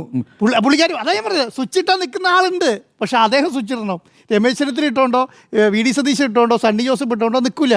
അത്രയേ ഉള്ളൂ. നിങ്ങൾക്കറിയാലോ അദ്ദേഹത്തിൻ്റെ ഞാൻ ഈ പറഞ്ഞ ആളുടെ കൂടെ ഫോട്ടോ എടുത്ത് നിങ്ങൾ ഈ സൈബർ പോരാളികൾ എന്ന് പറയുന്ന ആൾക്കാരുണ്ടല്ലോ, നമുക്ക് കുറേ ആൾക്കാരെ അറിയാമല്ലോ. അവരുടെ പ്രൊഫൈൽ ഒന്ന് കയറി നോക്കിക്കേ. ആ പ്രൊഫൈലിലൊക്കെ ഒരു സൈഡിൽ നിൽക്കുന്ന ആൾ ഇദ്ദേഹമായിരിക്കും. ഇദ്ദേഹമാണ് നിൽക്കുന്നത്. തോളത്ത് കൈയിട്ട് മോനെ ചക്കര എന്നൊക്കെ പറഞ്ഞിട്ട് ഫോട്ടോ കയ്യിലിടും. ഈ ദുബായിൽ ചെന്നാൽ ഈ ടീമിനെ മുഴുവൻ കൊണ്ടുനടക്കുന്നത് മുഴുവൻ ഇദ്ദേഹമാണ്. അപ്പോൾ ആ ആൾക്ക് മനസ്സിലാവുന്നില്ല, ഇതൊന്നും അത് മനസ്സിലാകുന്നില്ല എന്നുള്ളതാണ്. അപ്പം ഒരു കാര്യം ശരിയാണ്, കോൺഗ്രസിനെ സംബന്ധിച്ചിടത്തോളം ഇതിനപ്പുറത്തേക്ക് പോലും പ്രാക്ടിക്കലേ അല്ല. അപ്പം ഇനി എന്താണ്, ഇനി ഏക മാർഗം എന്ന് പറയുന്നത് എന്താ? ഈ CPM പറയുന്ന പോലെ സ്വിച്ച് ഇട്ട് നിൽക്കണമെങ്കിൽ ഈ കോൺഗ്രസ്സിൽ സ്വിച്ച് ഇട്ടാൻ പറയാൻ പറ്റിയ ആളുണ്ടല്ലോ, അദ്ദേഹം ഈ പരിപാടി നിർത്തണം. അത് കോൺഗ്രസ് നേതാക്കന്മാരെ നിങ്ങൾ മനസ്സിലാക്കിക്കോ. അല്ലെങ്കിൽ നിങ്ങൾ മുഖ്യമന്ത്രി മുഖ്യമന്ത്രി സ്ഥാനമൊക്കെ മോഹിച്ചിരിക്കുക എന്നുള്ളതല്ലാതെ അതിൻ്റെ അയലക്കത്ത് കൂടെ പോലും പോകാൻ പറ്റില്ല എന്നുള്ളതാണ് എൻ്റെ അഭിപ്രായം. ഓക്കെ, നമുക്കൊരു ഇടവേള കൂടി വേണം. രാഹുൽ ഈശ്വർ ആർക്ക് വേണ്ടി വാദിച്ചോ അയാൾ ഒളിവിലുമാണ്. ഇതൊരു പക്ഷേ നമ്മുടെ കേരളത്തിലെ പോലീസിൻ്റെ ചരിത്രത്തിൽ അപൂർവമായൊരു അറസ്റ്റാണ്. ആർക്ക് വേണ്ടി വാദിച്ചോ അയാൾ ഒളിവിൽ തുടരുകയും അയാൾക്ക് വേണ്ടി വാദിച്ചയാൾ ജയിലിനുള്ളിൽ കിടക്കുകയും ചെയ്യുന്ന സവിശേഷ സാഹചര്യമുണ്ട്. ഇത് രാഹുൽ മാങ്കൂട്ടത്തിൽ എത്രമാത്രം ഈ രാഹുൽ ഈശ്വർ കുരുക്കാക്കി വെച്ചേക്കുന്നു എന്നുള്ളതാണ്. ഇതിന് മുന്നറിയിപ്പാണോ സുജയ? ഈ ജയിലിൽ പോക്കൊരു മുന്നറിയിപ്പാണ്. അത് രാഹുൽ മാങ്കൂട്ടത്തിലുള്ള മുന്നറിയിപ്പല്ല. രാഹുൽ ഈശ്വറിനെ പോലെ ഒറ്റബുദ്ധിക്ക് ചാടി ഇറങ്ങുന്നവരെന്ന് പറയുമല്ലോ. ഇത് ശരിക്കും ഒറ്റബുദ്ധിക്ക് ചാടി ഇറങ്ങി ഇതൊക്കെ വിളിച്ചു പറഞ്ഞാലും എനിക്കൊന്നും സംഭവിക്കില്ല, അല്ലെങ്കിൽ ഈ നിയമം എന്നെ അങ്ങനെ ജയിലിലേക്ക് അയക്കാൻ മാത്രം പര്യാപ്തമല്ല എന്ന് പറയുന്നത്. ഇതൊരു ഇന്ത്യൻ നീതിന്യായ വ്യവസ്ഥയിൽ നമ്മുടെ സൈബർ ഇടങ്ങളിലെ ദുരുപയോഗം സംബന്ധിച്ച് എടുത്തിരിക്കുന്ന മാതൃകാപരമായിട്ടുള്ള ഒരു ഓർഡർ എന്ന രീതിയിൽ വേണം നമ്മളതിനെ കാണാൻ. ഞാനതിൽ എൽസ കാത്തറിൻ ജോർജ് എന്ന അഡീഷണൽ ചീഫ് ജുഡീഷ്യൽ മജിസ്ട്രേറ്റിനെ അഭിനന്ദിക്കാൻ ആഗ്രഹിക്കുകയാണ്. കാരണം ഇന്ന് ജാമ്യം കിട്ടി പുറത്തേക്ക് വന്നിട്ട് ഒരു വീഡിയോ ചെയ്യാം, ആ ഒരു ആത്മവിശ്വാസത്തോടെയാണ് രാഹുൽ ഈശ്വർ ഇന്ന് ലാപ്ടോപ്പ് കണ്ടെടുക്കുന്നതിനായിട്ടുള്ള അദ്ദേഹത്തിൻ്റെ യാഗ് എന്ന വീട്ടിലേക്കുള്ള ആ പോക്കിൽ നടത്തിയ പ്രതികരണം. ഇനിയും, അതായത് ഞാൻ രാഹുൽ മാങ്കൂട്ടത്തിൽ MLA ഇനിയും പിന്തുണയ്ക്കും എന്ന് വലിയ ആർജവത്തോടെ പറയുന്നത് എങ്ങനെയാണ്? ഇതിൽ നിന്നൊക്കെ ഞാൻ നിഷ്പ്രയാസം ഊരിപ്പോരും എന്നുള്ള അദ്ദേഹത്തിൻ്റെ ഒരു അമിത ആത്മവിശ്വാസമാണ്. ഇപ്പോൾ ഈ ജാമ്യ ഹർജി തള്ളിക്കൊണ്ട് ബെയിൽ ആപ്ലിക്കേഷൻ ഡിസ്മിസ് ചെയ്തുകൊണ്ടുള്ള ഓർഡറിൽ തന്നെ പറയുന്നുണ്ട്, ഈ പെറ്റീഷണർ ജാമ്യ ഹർജി കൊടുത്ത രാഹുൽ ഈശ്വർ ചെയ്തിരിക്കുന്ന യൂട്യൂബ് വീഡിയോസ്, അദ്ദേഹത്തിൻ്റെ യൂട്യൂബ് വീഡിയോസിലെ ഞാൻ ഇവരുടെ പേര് പറഞ്ഞിട്ടില്ല, ഞാൻ ചിത്രം പങ്കുവച്ചിട്ടില്ല, ഇതൊക്കെയാണ് രാഹുൽ ഈശ്വറും പിന്നീട് രാഹുൽ ഈശ്വർ അറസ്റ്റിലായതിനു ശേഷം രാഹുൽ ഈശ്വറിൻ്റെ പങ്കാളിയും പറഞ്ഞുകൊണ്ടിരുന്നത്. അവിടെ ഈ സെക്ഷലി കളേർഡ് ആയിട്ടുള്ള റിമാർക്സ് നടത്തിയിരിക്കുന്നു എന്ന് പറയുമ്പോൾ ഈ അതിജീവിതയുടെ ഫോട്ടോ കൊടുക്കുന്നതിന് പകരം AI ഫോട്ടോ കൊടുത്തത് വലിയ ബുദ്ധിയായിരുന്നു. എന്നാൽ പറഞ്ഞു വെച്ചത് എന്താണ് എന്നുള്ളതൊന്ന് റീകളക്ട് ചെയ്യാനായിട്ട് രാഹുൽ ഈശ്വർ വിട്ടുപോയി എന്നുള്ളതാണ് നമ്മൾ മനസ്സിലാക്കേണ്ട കാര്യം. അത് പക്ഷേ കോടതിയിലേക്ക് വന്നു കഴിഞ്ഞപ്പോൾ അത് ഒന്നാം തരം തെളിവായിട്ട് മാറുകയാണ് ചെയ്തത്. മാത്രമല്ല, ഇതേ രീതിയിലാണ് രാഹുൽ ഈശ്വർ ചെയ്യുന്ന വീഡിയോസിനെല്ലാത്തിനും ഒരു പൊതു സ്വഭാവമുണ്ട്. ആ പൊതു സ്വഭാവത്തിലൂടെയാണ് എപ്പോഴും എല്ലാ വീഡിയോയും ചെയ്യുന്നത്. മോണിറ്റൈസേഷനൊക്കെ നല്ലതാണ്. ആ ഒരു ഓപ്ഷൻ ഇപ്പോൾ ഫേസ്ബുക്ക് ആയാലും യൂട്യൂബ് ആയാലും മോണിറ്റൈസേഷൻ ഓപ്ഷനൊക്കെ കൊടുത്തിരിക്കുന്നത് അദ്ദേഹത്തിൻ്റെ വീഡിയോസ് ചെയ്ത് അദ്ദേഹത്തിന് പണം ഉണ്ടാക്കുന്നതിനായിട്ടുള്ള അദ്ദേഹത്തിൻ്റെ ഒരു സാമ്പത്തിക താല്പര്യം അതിൽ കിടക്കുന്നുണ്ട്. അപ്പോൾ എല്ലാ പബ്ലിസിറ്റിയാണ് എന്ന് കരുതുന്ന ഒരാളാണ് രാഹുൽ ഈശ്വർ എന്നുള്ളത് കേരളീയ പൊതുസമൂഹത്തിന് അറിയാം. പക്ഷേ അത് അപ് ടു ഏത് ലെവൽ വരെ എന്നുള്ളതൊരു വിഷയമാണ്. ഇവിടെ ലാപ്ടോപ്പ് ടെക്നോ പാർക്കിലെ ഓഫീസിലിരിക്കുകയാണ് എന്ന് പറഞ്ഞ് ഈ എപ്പിസോഡിൽ എനിക്ക് ഏറ്റവും ഇഷ്ടപ്പെട്ട കാര്യം ഞാൻ ആദ്യം പറയാം. ലാപ്ടോപ്പ് ടെക്നോ പാർക്കിലെ ഓഫീസിലിരിക്കുകയാണ് എന്ന് പോലീസിനോട് പറയുന്നു. അത് ആ വീഡിയോയിൽ നമ്മൾ കാണുകയാണ്. എന്നിട്ട് വീട്ടിൽ ഈ ലാപ്ടോപ്പ് ഒളിപ്പിക്കുന്ന വീഡിയോ അത് ഷൂട്ട് ചെയ്യുന്നു. അറസ്റ്റിലായതിനു ശേഷം അത് അദ്ദേഹത്തിൻ്റെ ഹാൻഡിൽ കൈകാര്യം ചെയ്യുന്ന ഭാര്യയോ അല്ലെങ്കിൽ മറ്റേതെങ്കിലും സ്റ്റാഫോ ആരോ അവരത് അപ്ലോഡ് ചെയ്യുകയാണ്. ഇത്രയും ബുദ്ധിമാനായ ഒരു മനുഷ്യനെ ഞാൻ എൻ്റെ ജീവിതത്തിൽ ഇതുവരെ കണ്ടിട്ടില്ല. അതായത് ഞാൻ ഒളിപ്പിച്ചു എന്നുള്ളത് വീഡിയോ ആക്കി ചിത്രീകരിച്ച്, അതായത് അയാൾ അറസ്റ്റിലായി കഴിഞ്ഞതിന് ശേഷം ആ വീഡിയോ അപ്ലോഡ് ചെയ്ത് ഈ വിവരം കൂടി പുറത്തേക്ക് വിടുകയാണ്. അപ്പോൾ ശരിക്കും ലാപ്ടോപ്പ് എവിടെയാണ്, താക്കോൽ എവിടെയാണ് എന്ന് ചോദിക്കുമ്പോഴേക്കും താക്കോൽ എവിടെയാണ് വെച്ചിരിക്കുന്നതെന്ന് പറയുന്ന ആ ഒരു സീനുമായിട്ട് സാമ്യമുള്ള രീതിയിലാണ് രാഹുൽ ഈശ്വറിൻ്റെ ഈ എപ്പിസോഡ് നമ്മൾ കാണുന്നത്. ഇവിടെ അതിനുശേഷം അദ്ദേഹത്തിൻ്റെ ജാമ്യ ഹർജി തള്ളിയതിനു ശേഷമുള്ള അദ്ദേഹത്തിൻ്റെ രണ്ടാമത്തെ പ്രധാനപ്പെട്ട പ്രഖ്യാപനം പുരുഷന്മാർക്ക് വേണ്ടിയുള്ള സ്വാതന്ത്ര്യ സമരം. ആ സ്വാതന്ത്ര്യ സമരത്തിൽ പങ്കെടുത്ത് ഗാന്ധിജിയോടാണ് കേട്ടോ സ്വയം ഉപമിക്കുന്നത്. ഗാന്ധിജിയോട് ഉപമിച്ച് അദ്ദേഹം ഇപ്പോൾ ജയിലിൽ നിരാഹാരം തുടങ്ങിക്കാണും. കഴിഞ്ഞ ദിവസം അദ്ദേഹത്തിൻ്റെ പങ്കാളി അവിടെ അറസ്റ്റിലായ വേളയിൽ കൊണ്ടുപോയി ഭക്ഷണമൊക്കെ കൊടുത്തു. അതൊക്കെ കഴിഞ്ഞതിന് ശേഷം ഇന്നലെ രാത്രിയൊക്കെ സുഖമായിട്ട് ഉറങ്ങി. ഇന്നിപ്പോൾ മജിസ്ട്രേറ്റ് മുന്നിൽ ഹാജരാക്കി. ജയിലിൽ ഇന്ന് നിരാഹാരമാണ്. ആ നിരാഹാര സമരം ജാമ്യം കിട്ടുന്നത് വരെ മേൽക്കോടതിയിലേക്ക് പോകുമെന്ന് അദ്ദേഹത്തിൻ്റെ പങ്കാളി പറഞ്ഞിട്ടുണ്ട്. അപ്പോൾ ജാമ്യം നേടി ഒരു പക്ഷേ അടുത്ത ദിവസങ്ങളിൽ തന്നെ ജാമ്യം കിട്ടുമായിരിക്കും. ബുധനാഴ്ചയാണല്ലോ നമ്മുടെ കഥാപാത്രത്തിൻ്റെ, ഈ സിനിമയിലെ ഹീറോ എന്ന് നമുക്ക് പറയാവുന്ന ഈ കേസിലെ പ്രധാനപ്പെട്ട പ്രതിയായ അല്ലെങ്കിൽ ഏക പ്രതിയായ രാഹുൽ മാങ്കൂട്ടത്തിൽ MLA ഇപ്പോൾ രാഹുൽ ഈശ്വറിനെ കൊണ്ടുപോകുന്നതും രാഹുൽ ഈശ്വർ പറഞ്ഞതും നമ്മൾ ചർച്ച ചെയ്യുന്നതും അടക്കമെല്ലാം കണ്ടുകൊണ്ട് എവിടെയോ സുഖമായിരിക്കുകയാണ്. അതാണ് ഇതിലെ ഒരു വിരുദ്ധോക്തി എന്ന് പറയുന്നത്. യഥാർത്ഥത്തിൽ അറസ്റ്റിലാകേണ്ടത് ആരാണ്, അല്ലെങ്കിൽ ഈ കേസുമായി ബന്ധപ്പെട്ട് ചർച്ച ചെയ്യേണ്ടത് ആരെക്കുറിച്ചാണ്? രാഹുൽ മാങ്കൂട്ടത്തിൽ MLA എന്ന പ്രഡേറ്ററിനെ കുറിച്ചാണ്. ആ പ്രഡേറ്ററിനെ കുറിച്ച് ചർച്ച ചെയ്യുന്നതിന് പകരം സമാന പേരുകാരനായ, സർവേ മാത്രമേ വ്യത്യാസമുള്ളൂ, രണ്ടും രാഹുലാണ്. അപ്പോൾ രാഹുൽ അറസ്റ്റിൽ, രാഹുൽ ജയിലിൽ എന്ന് പറയുമ്പോൾ അത് അതിജീവിത പെട്ടെന്ന് കാണുമ്പോഴേക്കും അവർക്ക് തോന്നും ഇയാളാണ് എന്ന്. പക്ഷേ എന്നാൽ അതല്ല. യഥാർത്ഥത്തിൽ രാഹുൽ ഈശ്വർ ജയിലിലും രാഹുൽ മാങ്കൂട്ടത്തിൽ പുറത്ത് അദ്ദേഹത്തിൻ്റെ സൗകര്യപ്രദമായ ഒരിടത്ത് വളരെ സുഖമായി ഇരിക്കുകയും ചെയ്യുന്ന ഒരു വിരുദ്ധോക്തിയാണ് നമ്മളിപ്പോൾ കണ്ടുകൊണ്ടിരിക്കുന്നത്. ഈ രാഹുൽ ഈശ്വറിന് യഥാർത്ഥത്തിൽ നമ്മൾ ഒരു ജയിൽ ശിക്ഷ അല്ലെങ്കിൽ ഈ നിയമപരമായി അയാൾ നേരിടേണ്ട കാര്യങ്ങൾ, ആ പ്രൊസീഡിങ്സ് എന്നതിനപ്പുറം അയാൾക്കൊരു കൗൺസിലിംഗ് വേണമെന്നുള്ളത് എനിക്ക് അയാളുടെ ഇന്നത്തെയും പെർഫോമൻസ് കണ്ടിട്ട് ശരിക്കും തോന്നിപ്പോയി. കാരണം നമ്മൾ ഈ വൈദ്യപരിശോധനയ്ക്കായിട്ട് ജനറൽ ആശുപത്രിയിലേക്കൊന്നുമല്ല കൊണ്ടുപോകേണ്ടത്. ശരിക്കും പറഞ്ഞു കഴിഞ്ഞാൽ ഒരു സൈക്കാട്രിസ്റ്റിനെയൊക്കെ കാണിക്കേണ്ട ഒരു സാഹചര്യത്തിലേക്ക് പോയിട്ടുണ്ട്. കാരണം അദ്ദേഹം എന്താണ് പറയുന്നതെന്ന് അദ്ദേഹത്തിന് തന്നെ അറിയാത്ത ഒരു സാഹചര്യത്തിലാണ്. ശരിക്കും ഒരു സമൂഹ മാധ്യമത്തിൽ പോസ്റ്റ് ഇടുന്ന അല്ലെങ്കിൽ ആളുകളെക്കുറിച്ച് അപവാദം പറയുന്ന അല്ലെങ്കിൽ അങ്ങനെയുള്ള കണ്ടന്റ് നിർമ്മിക്കുന്ന ഒരു കണ്ടന്റ് ക്രിയേറ്റർ എന്ന രീതിയിലല്ല കേട്ടോ കേരള സമൂഹം ഇനി രാഹുൽ ഈശ്വറിനെ കാണേണ്ടത്. കാരണം അയാൾ ചെയ്യുന്ന കുറ്റകൃത്യത്തിന്റെ അല്ലെങ്കിൽ ചെയ്തുകൊണ്ടിരിക്കുന്ന കാര്യത്തിന്റെ ഗൗരവം മനസ്സിലാക്കാതെയാണ് അയാളുടെ പ്രതികരണങ്ങൾ പോയിക്കൊണ്ടിരിക്കുന്നത്. അപ്പോൾ ഒരു നോർമൽ വൈദ്യപരിശോധന മാത്രം പോരാ ഇതുപോലെയുള്ള ആളുകൾക്ക്, അല്ലെങ്കിൽ അവർക്ക് സ്റ്റേറ്റ് തന്നെ ഒരു കൗൺസിലിംഗ് അല്ലെങ്കിൽ അതിനപ്പുറത്തേക്കുള്ള എന്തെങ്കിലും കാര്യങ്ങൾ വേണമെങ്കിൽ അത് കൊടുക്കാൻ കൂടി സ്റ്റേറ്റ് തയ്യാറാകണം എന്നുള്ളതാണ് ബഹുമാനപ്പെട്ട മുഖ്യമന്ത്രിയോട് എനിക്ക് അഭ്യർത്ഥിക്കാനുള്ളത്. കാരണം ഇയാളെ കസ്റ്റഡിയിൽ എടുത്തതിന് ശേഷവും തെളിവെടുക്കാൻ കൊണ്ടുപോകുമ്പോൾ അയാൾ പറയുന്നത് ഞാൻ ഇത് വീണ്ടും ചെയ്യും, ഞാൻ ഈ ചെയ്യുന്നത് ശരിയാണ്, ഞാൻ അത് ചെയ്തിട്ടില്ല, ജഡ്ജിക്ക് തെറ്റിയതാണ്, പോലീസിന് തെറ്റിയതാണ് എന്ന് പറഞ്ഞുകൊണ്ട് ഇയാളുടെ വാദം തന്നെ വീണ്ടും വീണ്ടും ഇങ്ങനെ അലറി പറഞ്ഞുകൊണ്ടേയിരിക്കുകയാണ്. അപ്പോൾ അതൊരു സ്ഥിരബുദ്ധിയുള്ള ഒരു മനുഷ്യൻ ചെയ്യുന്ന ഒരു രീതിയായിട്ട് കണ്ടാൽ തോന്നുകയില്ല. അതോ ഇനിയിപ്പോൾ രണ്ടാമത്തെ ഒരു സാധ്യത ആൾക്കൂട്ട ആവേശം. നേരത്തെ ആൻഡ്രോ സാർ സൂചിപ്പിച്ചതുപോലെ അമിതാവേശവും ആൾക്കൂട്ടത്തിന്റെ കൈയടി കിട്ടുമ്പോൾ ഉണ്ടാകുന്ന ആവേശവും, ഈ രണ്ട് ആവേശവും കൂടി ചേർന്ന് നിൽക്കുന്ന ഒരു പ്രത്യേക മാനസികാവസ്ഥയുണ്ട്. ആ മാനസികാവസ്ഥയാണോ രാഹുൽ ഈശ്വറിന് എന്നതും അറിയില്ല. ഇനി മൂന്നാമത്തേത് മണ്ടനാണോ, ഇനി മണ്ടനായിട്ട് അഭിനയിക്കുന്നതാണോ ഈ കണ്ടന്റ് ക്രിയേഷനിലൂടെ ലാഭം ഉണ്ടാക്കാൻ? ചിലർ അങ്ങനെയുണ്ടല്ലോ, മണ്ടനായിരിക്കില്ല പക്ഷെ മണ്ടനായിട്ട് അഭിനയിച്ച് എങ്ങനെയായാലും എനിക്കും കിട്ടണം പണം എന്ന ലൈനിൽ പോകും. അപ്പോൾ വേറൊരു കാര്യമുണ്ട് സുജി, പണ്ട് ഈ പഴയ കുറെ യൂട്യൂബർമാരുണ്ട്, 100 കേസുണ്ട്, 150 കേസുണ്ട്, നമുക്കൊരു പ്രശ്നമില്ല, പിന്നെയും വീഡിയോ ചെയ്യാന്ന് പറയുന്നത് ഒരു ആത്മവിശ്വാസം കൊടുത്തിട്ടുണ്ടാവുമല്ലോ. അപ്പൊ ഇവരൊന്നും വിചാരിച്ചിട്ട് എന്താ അറിയോ, ഏത് കേസെടുത്താലും നമുക്ക് പ്രശ്നമില്ല. പറഞ്ഞാൽ സ്റ്റേഷൻ ജാമ്യത്തിൽ ഇങ്ങ് ഊരി പോരാം, അല്ലെങ്കിൽ ചെന്നൊരു 3-4 മണിക്കൂർ കഴിഞ്ഞാൽ ഇങ്ങ് തിരിച്ചു വരാം. അത് അയാൾ ആ വീഡിയോയിൽ പറയുന്നുണ്ട് കേട്ടോ. എന്നെ അറസ്റ്റ് ചെയ്യുമോ എന്നൊന്നും എനിക്ക് അറിയില്ല, കാരണം അറസ്റ്റ് പോലും ഉണ്ടാകില്ല എന്നുള്ള ചർച്ച. വേറൊരു കാര്യം പറയുന്നുണ്ടായിരുന്നു, എന്താ അറിയോ, ഞാൻ ഈ പറയുന്നതിന് എന്തെങ്കിലും തെറ്റുണ്ടെങ്കിൽ പിണറായി സർക്കാർ എന്നെ അറസ്റ്റ് ചെയ്യണം. എന്നെ അറസ്റ്റ് ചെയ്തു പറഞ്ഞു, അറസ്റ്റ് ചെയ്തു, പോലീസ് അറസ്റ്റ് ചെയ്തു, ദാ ഇപ്പോൾ ജാമ്യം കൊടുത്തില്ല ജഡ്ജ്, ദാ ഇപ്പോൾ കിടക്കുന്നു പൂജപ്പുര ജില്ലാ ജയിലിൽ. അപ്പോൾ ഇത് നിയമം അറിയാം. ഇയാളുടെ ഒരു പ്രത്യേകത കൂടിയുണ്ട്, നിയമം അറിയാം എന്ന് പറഞ്ഞുകൊണ്ടിരുന്ന ആൾക്ക് നിയമവും അറിയില്ല, സാമാന്യ ബുദ്ധി പോലും ഇല്ല എന്നുള്ളതാണ് ഈ പെർഫോമൻസിലൂടെ നമ്മൾ എത്തിച്ചേരേണ്ട ഒരു യാഥാർത്ഥ്യം. കാരണം നിയമത്തെക്കുറിച്ച് വലിയ വിശാരദനാണ് എന്ന് നടിച്ചുകൊണ്ടാണ് ഇത്രയും കാലം കേരളീയ പൊതുസമൂഹത്തിലേക്ക് ഇദ്ദേഹത്തിന്റെ മഹത് വചനങ്ങൾ പോലെ ഈ വീഡിയോസ് ഇങ്ങനെ ചെയ്തുകൊണ്ടേയിരുന്നത്.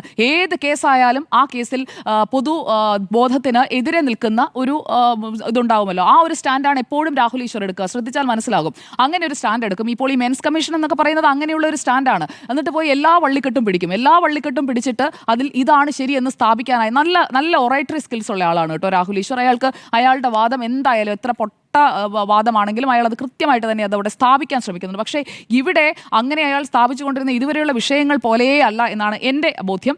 ഇവിടെ ഒരു സാമാന്യ ബുദ്ധി പോലും ഇല്ലാത്ത രീതിയിലാണ് ഇത്രയും ഗൗരവമുള്ള ഒരു വിഷയത്തിൽ അയാൾ ഇടപെട്ടതും വർത്തമാനം പറഞ്ഞതും. ഇത് അതിജീവിതയുടെ പോരാട്ടത്തിന്റെ ആദ്യ വിജയമെന്ന് അടയാളപ്പെടുത്താനാണ് ഞാൻ ആഗ്രഹിക്കുന്നത്. കാരണം അതിജീവിതയെ പൊതുസമൂഹത്തിലേക്കിട്ട് കൊത്തിവലിക്കാനായി കൊടുത്ത ഒരാൾക്ക് നിയമവ്യവസ്ഥയിൽ കിട്ടുന്ന ആദ്യത്തെ അടിയാണിത്. ഇങ്ങനെ ഒരു അടി ഒരിക്കലും രാഹുൽ ഈശ്വർ ആർക്ക് വേണ്ടിയാണ് ചെയ്തത്? രാഹുൽ മാങ്കൂട്ടത്തിൽ MLA ക്ക് വേണ്ടിയാണ്, അല്ലെങ്കിൽ രാഹുൽ മാങ്കൂട്ടത്തിന്റെ നയിക്കുന്ന ആ ഒരു ബ്രിഗേഡിന് വേണ്ടിയാണ്. അവരൊക്കെ ഇപ്പോൾ കുറേയൊക്കെ നിശബ്ദരായിട്ടുണ്ട്. നമ്മളിപ്പോൾ എടുത്ത് നോക്കിയാൽ കാണാം, സൈബർ സ്പേസിലെ ആ പഴയ മൂർച്ചയൊന്നുമില്ല, എല്ലാവരും ഒന്ന് ഒതുങ്ങിയിട്ടുണ്ട്, അല്ലെങ്കിൽ മാളത്തിലേക്ക് ഒന്ന് വലിഞ്ഞിട്ടുണ്ട്. അപ്പോഴും ചിലരൊക്കെ ഇപ്പോഴും പുറത്തേക്ക് ഇങ്ങനെ വരുന്നുണ്ട്. ഇപ്പോൾ കേസെടുത്തിരിക്കുന്ന ഈ രഞ്ജിത പുളിക്കൻ ഈ പ്രതിപട്ടികയിലുള്ള ആളാണ്. മരണം വരെ കോൺഗ്രസ്സുകാരിയാണ്, പക്ഷേ എന്നെ കോൺഗ്രസ് ഒന്നും പറയണ്ട എന്നൊക്കെ ഇപ്പോൾ പുതിയ പോസ്റ്റുകൾ ഇടുന്നുണ്ട്. മണിക്കൂറിന് ഇടവിട്ട് 3-4 മണിക്കൂർ കൂടുമ്പോഴേക്കും പോസ്റ്റ് ഓരോന്നായിട്ട് ഇടുന്നുണ്ട്. അവരും മുൻകൂർ ജാമ്യം തേടിയിരിക്കുകയാണ്. KPCCയുടെ ജനറൽ സെക്രട്ടറിയായ ഈ പരസ്പരം ടാഗ് ചെയ്ത് പോസ്റ്റ് ഇട്ടുകൊണ്ടിരുന്ന സന്ദീപ് വാര്യരും മുൻകൂർ ജാമ്യം തേടിയിരിക്കുകയാണ്. പിന്നെ സുപ്രീം കോടതി വക്കീലിന്റെ കാര്യം അവരെന്തായാലും മുൻകൂർ ജാമ്യം തേടുമെന്നുള്ളത് അണ്ടർസ്റ്റുഡ് ആണ്. അവർ പുറത്തേക്കെങ്ങാണ്ട് പോകാനായിട്ടൊക്കെ നോക്കുന്നു, രാജ്യവിടാൻ നോക്കുന്നു എന്നൊക്കെ കണ്ടു. രാജ്യവിടാനൊന്നും പറ്റുമെന്ന് എനിക്ക് തോന്നുന്നില്ല. എന്തായാലും ഈ ആളുകൾക്ക് കൂടി ഉചിതമായ ശിക്ഷ കിട്ടുന്നതോടുകൂടിയേ ഈ കാര്യത്തിൽ അവർക്കൊരു പൂർണ്ണമായ നീതി ഉറപ്പാവുകയുള്ളൂ. ബൈബിളിലെ ഒരു വാക്യം ആൻഡ്രോ സാറിന്റെ പെർമിഷനോടെ കൂടി പറയാം, ശരിയാണോ ഈ അവസരത്തിൽ ഉപയോഗിക്കാമോ എന്ന് എനിക്കറിയില്ല. ഒരു വാചകമുണ്ടല്ലോ, നീ കഴുകനെ പോലെ ഉയർന്നു പറഞ്ഞാലും നക്ഷത്രങ്ങളുടെ ഇടയിൽ കൂടുകൂട്ടിയാലും അവിടെ നിന്ന് നിന്നെ ഞാൻ താഴെ ഇറക്കും. അതിപ്പോൾ പറഞ്ഞിരിക്കുന്നത് സൈബർ പോലീസാണ്. അപ്പോൾ അത്രയൊക്കെ ശക്തി നമ്മുടെ നിയമ സംവിധാനത്തിനുണ്ട് എന്നുള്ളത് രാഹുൽ ഈശ്വറിനും ഇതുപോലെ എന്തും വിളിച്ചു പറയാമെന്ന് ധരിക്കുന്ന ഒരു ആൾക്കൂട്ടം കയ്യിലുണ്ടെങ്കിൽ, ഒരു സൈബർ പട കയ്യിലുണ്ടെങ്കിൽ എന്തും ചെയ്യാം, എനിക്ക് എതിരെ നിൽക്കുന്ന ആരെയും തകർക്കാം എന്ന് ബോധ്യമുള്ള ആളുകൾ ആരൊക്കെ ആയാലും, അതിന് ഏത് MLA ആയാലും ഏത് MP ആയാലും ഏത് രാഷ്ട്രീയ സ്വാധീനമുള്ള ആളായാലും അവർക്കുള്ള മുഖത്തേറ്റ അടിയാണ് ഇപ്പോൾ രാഹുൽ ഈശ്വർ ജയിലിലായതിലൂടെ സംഭവിച്ചിരിക്കുന്നത്. ഇനിയെങ്കിലും പഠിച്ചാൽ അവർക്ക് കൊള്ളാം, അല്ലെങ്കിൽ അവരെ കൂടി എക്സ്പോസ് ചെയ്യണമെന്നേ, അവരിലേക്ക് കൂടി അന്വേഷണം എത്തണം. ആര് പറഞ്ഞിട്ടാണ് ഇത് ചെയ്തത്? രാഹുൽ ഈശ്വർ ഒറ്റയ്ക്ക് അങ്ങോട്ട് ഇറങ്ങി രാഹുൽ മാങ്കൂട്ടത്തിന് വേണ്ടി വാദിക്കുമെന്ന് ഞാൻ കരുതുന്നില്ല. രാഹുൽ മാങ്കൂട്ടത്തിന് വേണ്ടി വാദിക്കാനായി ആളെ ഇറക്കിയിരിക്കുന്ന ആളുകളിലേക്ക് അന്വേഷണം എത്തുമോ എന്നുള്ളതാണ് അറിയേണ്ടത്. അതുപോലെ രാഹുൽ മാങ്കൂട്ടത്തിൽ ഒറ്റയ്ക്ക് ഒളിവിൽ പോയി എന്ന് ഞാൻ കരുതുന്നില്ല. ഇതിലെ യഥാർത്ഥത്തിലുള്ള അന്വേഷിക്കപ്പെടേണ്ട, അറസ്റ്റ് ചെയ്യപ്പെടേണ്ട വ്യക്തി രാഹുൽ മാങ്കൂട്ടത്തിലാണ്. അയാൾ ഇപ്പോഴും ഒരു സേഫ് സോണിലാണ്. ആ സേഫ് സോണിൽ കൊണ്ടുചെന്ന് ഇരുത്തിയിരിക്കുന്ന ആളുകളുണ്ട്. അവരിലേക്ക് കൃത്യമായി അവരെയൊക്കെ കസ്റ്റഡിയിൽ എടുത്ത് ചോദ്യം ചെയ്യണമെന്നേ. അപ്പോൾ അറിയാമല്ലോ എവിടേക്കാണ് കൊണ്ടുപോയതെന്ന്. പാലക്കാട്ട് ആരാണ് കൊണ്ടുവന്ന് MLA ആയി മത്സരിപ്പിക്കുന്നതിന്, അതായത് ജനപ്രതിനിധിയായി മത്സരിപ്പിക്കുന്നതിനായി പാലക്കാട് മണ്ഡലത്തിൽ കൊണ്ടുചെന്ന് ഇറക്കിയത് ആരാണ്? അവിടുത്തെ മുൻ MLA ആണ്. ആ മുൻ MLA അടക്കമുള്ള ആളുകൾ പറയണം ഇയാൾ എവിടെയാണെന്ന്, അല്ലെങ്കിൽ ഇയാളെ എനിക്ക് അറിയില്ല, ഇയാളുമായി എനിക്കൊരു ബന്ധവുമില്ല എന്ന് നിഷേധിക്കണം. അല്ലാതെ പൊതുപരിപാടികളിൽ പങ്കെടുത്ത് സെൽഫി എടുത്ത് പറഞ്ഞു നടന്നിട്ടൊന്നും ഒരു കാര്യവുമില്ല. അങ്ങനെ രാഹുൽ മാങ്കൂട്ടത്തിനെ കണ്ടില്ല എങ്കിൽ ഇപ്പോൾ എല്ലാ ജില്ലകളിലും വലവിരിച്ച് അന്വേഷിക്കാൻ ADGP പറഞ്ഞിട്ടുണ്ടല്ലോ. രാഹുൽ മാങ്കൂട്ടത്തിനുമായി ഏറ്റവും അടുത്ത ബന്ധമുള്ള പാലക്കാട്ട് രാഹുൽ മാങ്കൂട്ടത്തിനെ പരിചയപ്പെടുത്തിയ ആളോട് ഇതുവരെ തിരക്കിയോ എന്തെങ്കിലും കാര്യങ്ങൾ? അല്ലാതെ ഫെനി നൈനാനെ ഒന്നും തേടിപ്പോയിട്ട് കാര്യമില്ല. രാഹുൽ മാങ്കൂട്ടത്തിലുമായിട്ട് ഏറ്റവും ക്ലോസ് ആയിട്ടുള്ള ആളുകളെ ചോദ്യം ചെയ്യുന്നതിലേക്ക് ഇനിയെങ്കിലും അന്വേഷണ സംഘം എത്തിയില്ല എങ്കിൽ ഇതൊക്കെ വെറും കണ്ണിൽ പൊടിയിടാനായിട്ടുള്ള തന്ത്രമാണെന്ന് കേരളത്തിലെ പൊതുസമൂഹം ധരിക്കുമെന്നുള്ളതാണ് ഈ വിഷയത്തിൽ എൻ്റെ അഭിപ്രായം. രാഹുൽ മാങ്കൂട്ടത്തിൽ 15 ദിവസത്തിലേക്ക് റിമാൻഡിലാക്കിയ വിധി മുന്നറിയിപ്പാണോ എന്നുള്ളതാണ്. രാഹുൽ ഈശ്വറിനെ അത് ആ വിധി മുന്നറിയിപ്പാണ് എന്ന് തന്നെയാണ് എൻ്റെ ടേക്ക്. യഥാർത്ഥത്തിൽ രാഹുൽ ഈശ്വറിൻ്റെ പ്രതികരണങ്ങളെ നമ്മളൊന്ന് ഡീകോഡ് ചെയ്താൽ അതിലൊരു രാഷ്ട്രീയം ഒളിഞ്ഞിരിക്കുന്നതായിട്ട് കാണാം. അത് ഏതെങ്കിലും തരത്തിലുള്ള കക്ഷി രാഷ്ട്രീയമല്ല. അത് ഒരു പരിഷ്കൃത സമൂഹം എന്നേ വർജിക്കേണ്ടിയിരിക്കുന്ന, എന്നേ ഉപേക്ഷിക്കേണ്ടിയിരിക്കുന്ന ഒരു തരം വലതുപക്ഷ രാഷ്ട്രീയമാണ്. അതിൻ്റെ പ്രധാന സവിശേഷത എന്താണ്? നിങ്ങൾ നോക്കൂ, രാഹുൽ ഈശ്വർ ശബരിമലയിലെ യുവതീ പ്രവേശനവുമായി ബന്ധപ്പെട്ട് നടത്തിയ വലിയ സമരം നമ്മൾ കണ്ടതല്ലേ? ഒരു സമരാഭാസമായിരുന്നു അത് എന്നുള്ളതാണ് ഞാൻ അന്നും വിശേഷിപ്പിക്കുന്നത്, ഇന്നും വിശേഷിപ്പിക്കുന്നത്.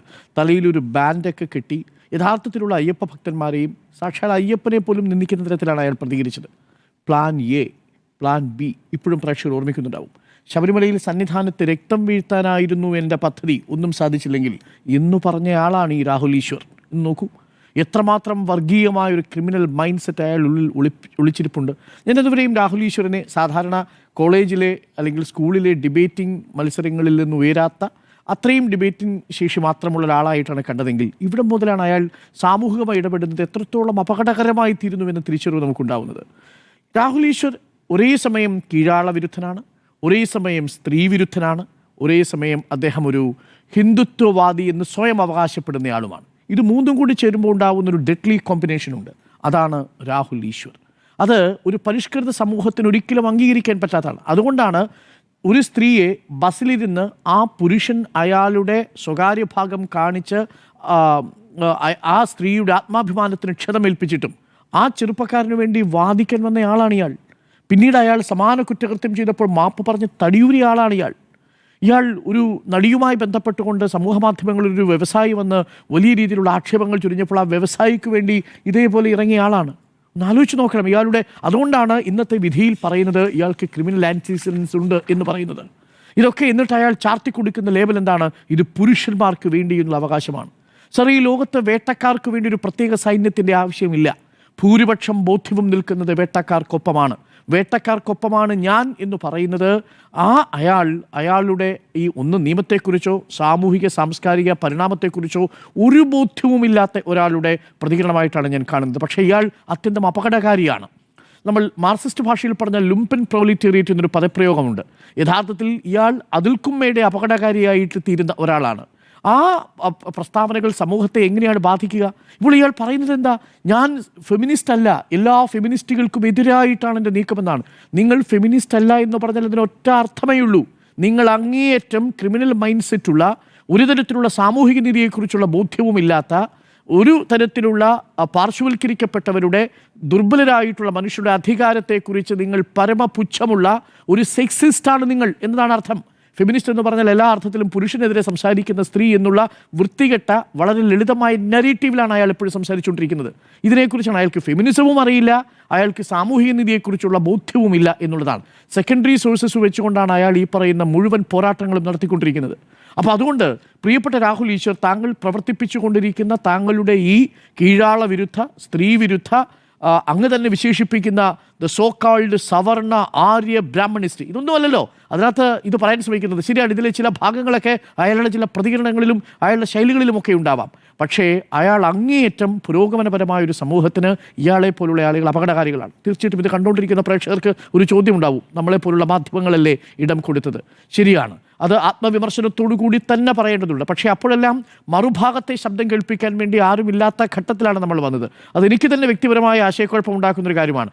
വേട്ടക്കാരൻ്റെ ശബ്ദം ഒരു സമൂഹത്തിൽ കേൾക്കേണ്ടതുണ്ട്. പക്ഷേ കോടതി അന്തിമമായി വിധി പറയുന്നത് വരെയും അയാൾക്ക് പ്രതികരിക്കാൻ കഴിയാത്ത സാഹചര്യത്തിൽ അയാൾക്ക് വേണ്ടി സംസാരിക്കാൻ ഒരു ആളൂര് വരുമ്പോൾ ആളൂരിൻ്റെ പ്രതികരണം കേൾക്കുകയും അവരെ എക്സ്പോസ് ചെയ്യാൻ കിട്ടുന്നൊരു അവസരം എന്ന നിലയിലായിരിക്കാം മാധ്യമങ്ങൾ അയാളെ ഉപയോഗിച്ചിട്ടുണ്ടാവുക. പക്ഷേ അത് അത്യന്തം അപകടകരമായ അവസ്ഥയിലേക്ക് മാറിയിട്ടുണ്ട് എന്നുള്ളത് വാസ്തവമാണ്. അതിലുള്ള ആ വിമർശനത്തെ ഞാൻ അംഗീകരിച്ചുകൊണ്ടാണ് പറയുന്നത്.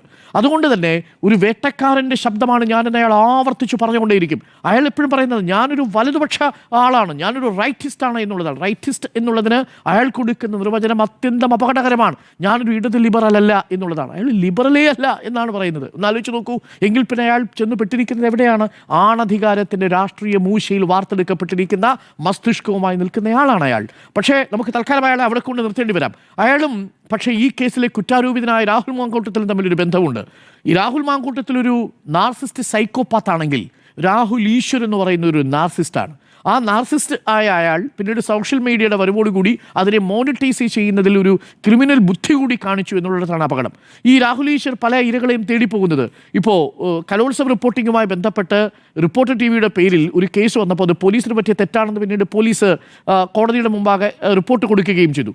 ഈ വിഷയത്തിൽ ഇയാൾ എനിക്കനുകൂലമായിട്ട് സംസാരിച്ചുകൊണ്ട് ഞാൻ പോലും അറിയാതെ യഥാർത്ഥത്തിൽ ആ നിമിഷമാണ് നമ്മളുടെ തൊലി ഉരിഞ്ഞു പോകുന്നൊരു സാഹചര്യം ഉണ്ടാകുന്നത്. ബാക്കിയെല്ലാം നിങ്ങൾ നേരിടാം. രാഹുൽ ഈശ്വർ നിങ്ങൾക്ക് വേണ്ടി സംസാരിക്കാൻ വരുന്നു, ആളൂർ നിങ്ങൾക്ക് വേണ്ടി സംസാരിക്കാൻ വരുന്നു എന്നൊക്കെ പറയുന്ന സമയമാകുമ്പോഴേക്കും ഉണ്ടല്ലോ യഥാർത്ഥത്തിൽ നമുക്ക് എന്തെങ്കിലും പറയാനുണ്ടെങ്കിൽ പറയുന്നത് തന്നെ വേണ്ട എന്ന് പറയുന്നുണ്ടായിരുന്നു. അതാണ് അതിനകത്ത് സംഭവിച്ചിരിക്കുന്നത്. ഇയാൾ പ്രസംഗ ഡിബേറ്റിംഗ് സമയങ്ങളിലൊക്കെ നമ്മളുടെ കൂടെ പ്രസംഗ വേദികളിലൊക്കെ അയാളെ കണ്ടിട്ടുണ്ട്, നമ്മൾ അവരുമായി സംസാരിച്ചിട്ടുണ്ട് എന്നുള്ളതാണ്. അപ്പോഴൊക്കെ നമ്മൾ സൗഹൃദത്തിൽ പോകുന്ന ആളുകളാണ്. പക്ഷേ ഇത് അതിലെല്ലാത്തിനും മേൽക്കാണായി വരുന്നത്. അയാൾക്ക് കിട്ടിയിരിക്കുന്ന ടാഗുകൾ എന്തൊക്കെയാണെന്ന് നോക്കൂ. അയാൾ രാഹുൽ അനുകൂലിയാണ്, ദിലീപ് അനുകൂലിയാണ് എന്നൊക്കെയാണ് പറയുന്നത്. ആരാണ് സമൂഹത്തിൻ്റെ മുന്നിൽ വേട്ടക്കാരനായി നിൽക്കുന്ന ഒരാൾ? തെളിവുകൾ ശരിയാണ്, കോടതിയുടെ വരവ് വരുന്നത് വരെ. പക്ഷേ കോടതി വിധി വരുന്നതിനും മുൻപ് തന്നെ നമ്മുടെ പൊതുസമൂഹം വിശ്വസിച്ചിരിക്കുന്ന ചില കാര്യങ്ങളുണ്ട്. അതിനെ ലോജിക്കലായ റീസണിങ് കൊണ്ട് നിങ്ങൾക്ക് ഖണ്ഡിക്കാം. പക്ഷേ ലോജിക്കലായ റീസണിങ് കൊണ്ടല്ല അയാൾ ഖണ്ഡിക്കുന്നത്. നോക്കൂ, ഇവിടെ സംഭവിച്ചിരിക്കുന്ന ഒരു കാര്യം, നേരത്തെ സുജയ പറഞ്ഞൊരു കാര്യമുണ്ടല്ലോ, നിയമത്തെക്കുറിച്ചുള്ള അയാളുടെ അജ്ഞത 2 കാര്യങ്ങളിൽ വ്യക്തമായില്ല. ഏറ്റവും ഒടുവിൽ ഇന്ന് തന്നെ അയാൾ വീണ്ടും പറഞ്ഞു അയാളുടെ ജാമ്യം നിഷേധിക്കാനുള്ള ഒരു കാര്യം എന്താണെന്നറിയാമോ? അയാൾ ജാമ്യം നിഷേധിച്ചുകൊണ്ടുള്ള വിധിന്യായത്തിൽ ജഡ്ജി എഴുതി വെച്ചിരിക്കുന്ന ഒരു കാര്യമുണ്ട്. In case the accused is released on bail, he is likely to impede the course of investigation. There is every possibility of committing similar offences എന്നാണ് പറഞ്ഞിരിക്കുന്നത്. അതിൻ്റെ കാരണം എന്താണെന്നറിയാമോ? ഇന്ന് അറസ്റ്റ് ചെയ്ത് തെളിവെടുക്കാൻ കൊണ്ടുപോകുമ്പോൾ ഇയാൾ മാധ്യമങ്ങളോട് പറയുന്നത് ഞാൻ ഇനിയും പറഞ്ഞുകൊണ്ടേയിരിക്കും രാഹുൽ മാങ്കൂട്ടത്തിൽ അനുകൂലമായിട്ടുള്ളതാണ്. മിസ്റ്റർ രാഹുൽ ഈശ്വർ, അതാണ് ഇവിടെ കോടതി കണ്ടെത്തിയത് നിങ്ങളെ ജാമ്യത്തിൽ നിന്ന്. ഞാൻ മനസ്സിലാക്കിയത് അത് രാഹുൽ ഈശ്വറിന് നിഷ്പ്രയാസം ജാമ്യം കിട്ടാവുന്ന വകുപ്പുകളാണ് ആദ്യം ചേർത്തിരുന്നത്. പിന്നീട് രാഹുൽ ഈശ്വർ തന്നെ സ്വയം വെടിവെച്ചിട്ടു. ഇത് യഥാർത്ഥത്തിൽ രാഹുൽ ഈശ്വറിൻ്റെ മാത്രം കുഴപ്പമില്ല. രാഹുൽ ഈശ്വറിൻ്റെ ഈ സോ കോൾഡ് വലതുപക്ഷ കീഴാള വിരുദ്ധ സ്ത്രീ വിരുദ്ധ ആണധികാര പ്രമത്തതയിലുള്ള സ്വയം അവകാശപ്പെടുന്ന ഹിന്ദുത്വവാദികളുടെ ഒരു പ്രശ്നം അവരെപ്പോഴും വാദിക്കാൻ വരുന്നത് കാലിൽ വെടിവെച്ചിട്ടായിരിക്കും. അവർ വലിയ വേട്ടക്കാരനാണെന്നും അവർ വലിയ വെടിവെപ്പുകാരനാണെന്നും പറയും. പക്ഷേ ആദ്യത്തെ വെടി എന്ന് പറയുന്നത് എപ്പോഴും കാലിലായിരിക്കും. ആ വെടിയേറ്റ് അവിടെ വീണ് കിടന്നിട്ട് പിന്നീട് ഇരയുടെ വാദം ഉന്നയിക്കുകയും ചെയ്യും. അതാണ് യഥാർത്ഥ രാഹുൽ ഈശ്വറിൻ്റെ കാര്യത്തിൽ സംഭവിച്ചത്. രാഹുൽ ഈശ്വർ ലൈവായിട്ട് പറഞ്ഞൊരു കാര്യമുണ്ട്, എൻ്റെ ലാപ്ടോപ്പുകൾ എടുക്കാൻ വരികയാണ്, അതുകൊണ്ട് ലാപ്ടോപ്പുകളൊന്ന് മാറ്റിവെക്കട്ടെ എന്ന് പറഞ്ഞിട്ട് പറയുന്നു ഞാൻ തിരിച്ചു വന്നില്ലെങ്കിൽ ഈ വീഡിയോ പ്രദർശിപ്പിക്കണമെന്ന് ബന്ധുക്കൾക്ക് കൊടുക്കുകയാണ് ചെയ്യുന്നത്. Sir, you did A tampering on evidence. നിങ്ങൾ ചെയ്തത് തെളിവുകൾ നശിപ്പിക്കലാണ് എന്നുള്ളതിന് പ്രോസിക്യൂഷൻ വേറെ തെളിവ് വേണോ? ഈ വീഡിയോ കാണിച്ചാൽ പോരെ ജഡ്ജി എടുത്ത്. ഇതാണ് രാഹുൽ മാങ്കൂട്ടത്തിൽ. തെളിവ് നശിപ്പിക്കുന്നത് ലൈവായിട്ട് ചിത്രീകരിച്ച് വീഡിയോയിൽ ഇടുന്ന കക്ഷിയാണ് രാഹുൽ മാങ്കൂട്ടത്തിൽ എന്ന് രാഹുൽ ഈശ്വർ എന്ന് പറയുന്നത്. ഇതാണ് യഥാർത്ഥത്തിൽ സംഭവിച്ചത്. അപ്പോൾ അതുകൊണ്ട് വലിയ പ്രശ്നം കേട്ടോ, ഈ 2 പേരുകളും ഇത് വ്യത്യസ്തരായതാണ്. അപ്പോൾ ഇവർ തമ്മിലുള്ള ബന്ധത്തെക്കുറിച്ച് കൂടി പറഞ്ഞ് ഞാൻ അവസാനിപ്പിക്കാം. ഞാൻ പറഞ്ഞു ഈ രാഹുൽ മാങ്കൂട്ടത്തിൽ ഒരു നാർസിസ്റ്റ് സൈക്കോപാത്ത് ആണെങ്കിൽ രാഹുൽ ഈശ്വർ എന്നുള്ളതൊരു നാർസിസ്റ്റ് ആണ് എന്നുള്ളതാണ്. ഇവർ തമ്മിലുള്ളൊരു ബന്ധം വ്യത്യാസം എന്ന് പറയുന്നത് അങ്ങേയറ്റത്തെ ക്രിമിനൽ കുടിലതയായിരിക്കും നാർസിസ്റ്റ് സൈക്കോപാത്തിൻ്റെ പ്രത്യേകത. നാർസിസ്റ്റ് എന്ന് പറയുന്നത് പൊതുവായിട്ട് കുറച്ച് കൈയിടിയും കുറച്ച് പ്രശംസയും ഒക്കെ ഉണ്ടാവുക, അതിനുവേണ്ടി സാധാരണ മനുഷ്യർ സഞ്ചരിക്കാത്ത പാതകളിലൂടെയൊക്കെ സഞ്ചരിച്ച് ലോജിക്കൽ റീസണിങ് എന്ന മനത്തിൽ മണ്ടത്തരങ്ങൾ എഴുന്നള്ളിക്കുകയും അത് പിന്നീട് വിമർശനം ഉണ്ടാകുന്ന സമയത്ത് ഇരയുടെ വേഷം കിട്ടുകയും ചെയ്യുക. അതാണ് യഥാർത്ഥത്തിൽ നാർസിസ്റ്റുകൾ ചെയ്യുന്നത്. നാർസിസ്റ്റ് സൈക്കോപാത്ത് അങ്ങനെയല്ല, അവർ വളരെ ക്രിമിനലായിട്ടുള്ള മൈൻഡ് സെറ്റോടു കൂടിയാണ് പ്രവർത്തിക്കുന്നത്. ഈ നാർസിസ്റ്റ് സൈക്കോപാത്തുകൾ രാഷ്ട്രീയത്തിൽ വന്നാൽ അവരെങ്ങനെ ഇരിക്കും എന്നുള്ളതിന് ചില തെളിവുകൾ, ചില പഠനങ്ങളിൽ നമ്മൾ നോക്കിക്കഴിഞ്ഞാൽ കാണാൻ പറ്റും. അവരുടെ ഒരു പ്രത്യേക രീതി എന്ന് പറയുന്നത് എപ്പോഴും ഈ ഒരു നകുലൻ സിൻഡ്രം എന്നാണ് പറയുക. അതായത് ഈ വരുന്ന മനുഷ്യർ മുഴുവൻ എന്നെ നോക്കിക്കൊണ്ടിരിക്കും എന്നുള്ളൊരു പ്രതീതി എപ്പോഴും ഉണ്ടാക്കും ചുറ്റും. അങ്ങനെ ഇല്ലെങ്കിൽ ആ പ്രതീതി ഉണ്ടാക്കാൻ വേണ്ടി സോഷ്യൽ മീഡിയ കൂട്ടങ്ങളെ നിലനിർത്തും. അങ്ങനെ പോകുന്ന വഴിക്ക് മുഴുവൻ പിയറായിരിക്കും. ഇവർ ഓടുന്ന ഓട്ടം കാണും ചില സ്ഥലങ്ങളിൽ. ഇവരെന്തിനാണ് ഓടുന്നതെന്ന് എനിക്ക് മനസ്സിലാവുന്നില്ല. ഉദാഹരണത്തിന് കേരളത്തിലെ ചില കോൺഗ്രസ് നേതാക്കൾ, ചില യുവ കോൺഗ്രസ് നേതാക്കളുടെ PR പ്രൊമോഷൻസ് ഞാൻ കാണുകയായിരുന്നു. ഇവർ റെയിൽവേ സ്റ്റേഷനിൽ വന്നാൽ ഓടും, ആൾക്കൂട്ടത്തിൽ വന്നാൽ ഓടും, ഇവർ വേദിയിലേക്ക് വന്നാൽ ഓടും, ഇവിടെ വീടിന്റെ അടുക്കളയിൽ കൂടെ കയറി ഓടും. കേരളത്തിൽ ബൂത്ത് തലത്തിൽ പോലും വൃത്തിയായിട്ട് ചിട്ടയായിട്ട് രാഷ്ട്രീയ പ്രവർത്തനവും യോഗങ്ങളും നടക്കുന്നില്ല. KPCCയിൽ കാര്യമായ രാഷ്ട്രീയ ആലോചനകൾ നടക്കുന്നില്ല. ഇവർ ഓടിക്കൊണ്ടിരിക്കുകയാണ്. പാർലമെന്റിലാണെങ്കിൽ കാര്യമായിട്ട് വലിയ ജോലിയുമില്ല എന്നുള്ളതാണ് ഞാൻ മനസ്സിലാക്കുന്നത്. പക്ഷേ നിരന്തരം ഇങ്ങനെ സ്പീഡിൽ സഞ്ചരിച്ചുകൊണ്ടിരിക്കുന്ന മനുഷ്യരുണ്ട്. ഇനി ഇതെല്ലാം സമൂഹ മാധ്യമങ്ങളുടെ മുന്നിൽ പ്രദർശിപ്പിക്കുകയും ചെയ്യും. ഇവരുടെ ഒരു പ്രത്യേകത എന്താ പറയുക, കോഗ്നിറ്റീവ് എംപതി എന്നൊക്കെ പറയുന്ന സാധനമുണ്ട്. അതായത് നിങ്ങൾ മറ്റൊരാളുടെ വികാരത്തെ വളരെ പെട്ടെന്ന് തന്നെ ഒപ്പിയെടുത്ത് വളരെ പ്രതിഫലിപ്പിക്കും. ഒരു തരത്തിലുള്ള മനസാക്ഷി വേദനയും ഇല്ലാതെ പ്രതിഫലിപ്പിക്കും. വളരെ പെട്ടെന്ന് കെട്ടിപ്പിടിച്ചും വളരെ പെട്ടെന്ന് അവരുടെ ഇത് കഴിഞ്ഞ ക്യാമറ കട്ട് ചെയ്ത് കഴിഞ്ഞാൽ ഇവർ മറ്റൊരാളായിട്ട് മാറുകയാണ് ചെയ്യുക. ഏകലോചനം എന്ന് പറയുന്നുണ്ട് കഥകളിൽ ഒരു സ്വഭാവം. ഇത്തരം നാർസിസിസ്റ്റ് സൈക്കോപാത്തുകളെ സൂക്ഷിച്ചാൽ കാണാൻ പറ്റും. ഒരേ സമയം കണ്ണിൽ നിങ്ങൾക്ക് ദേഷ്യവും മറുസമയത്ത് കരുണയും കാണാൻ പറ്റും. ഒരേ സമയത്ത് വിദ്വേഷവും ഒരേ സമയം സ്നേഹവും പ്രകടിപ്പിക്കുന്ന തരത്തിൽ ട്രെയിൻഡ് ആയിരിക്കുന്ന നാർസിസിസ്റ്റ് സൈക്കോപാത്തുകൾ നമ്മുടെ രാഷ്ട്രീയത്തിലുണ്ട്. അത് ഏതെങ്കിലും ഒരു പാർട്ടിയിൽ മാത്രമുണ്ടെന്ന് ഞാൻ പറയില്ല.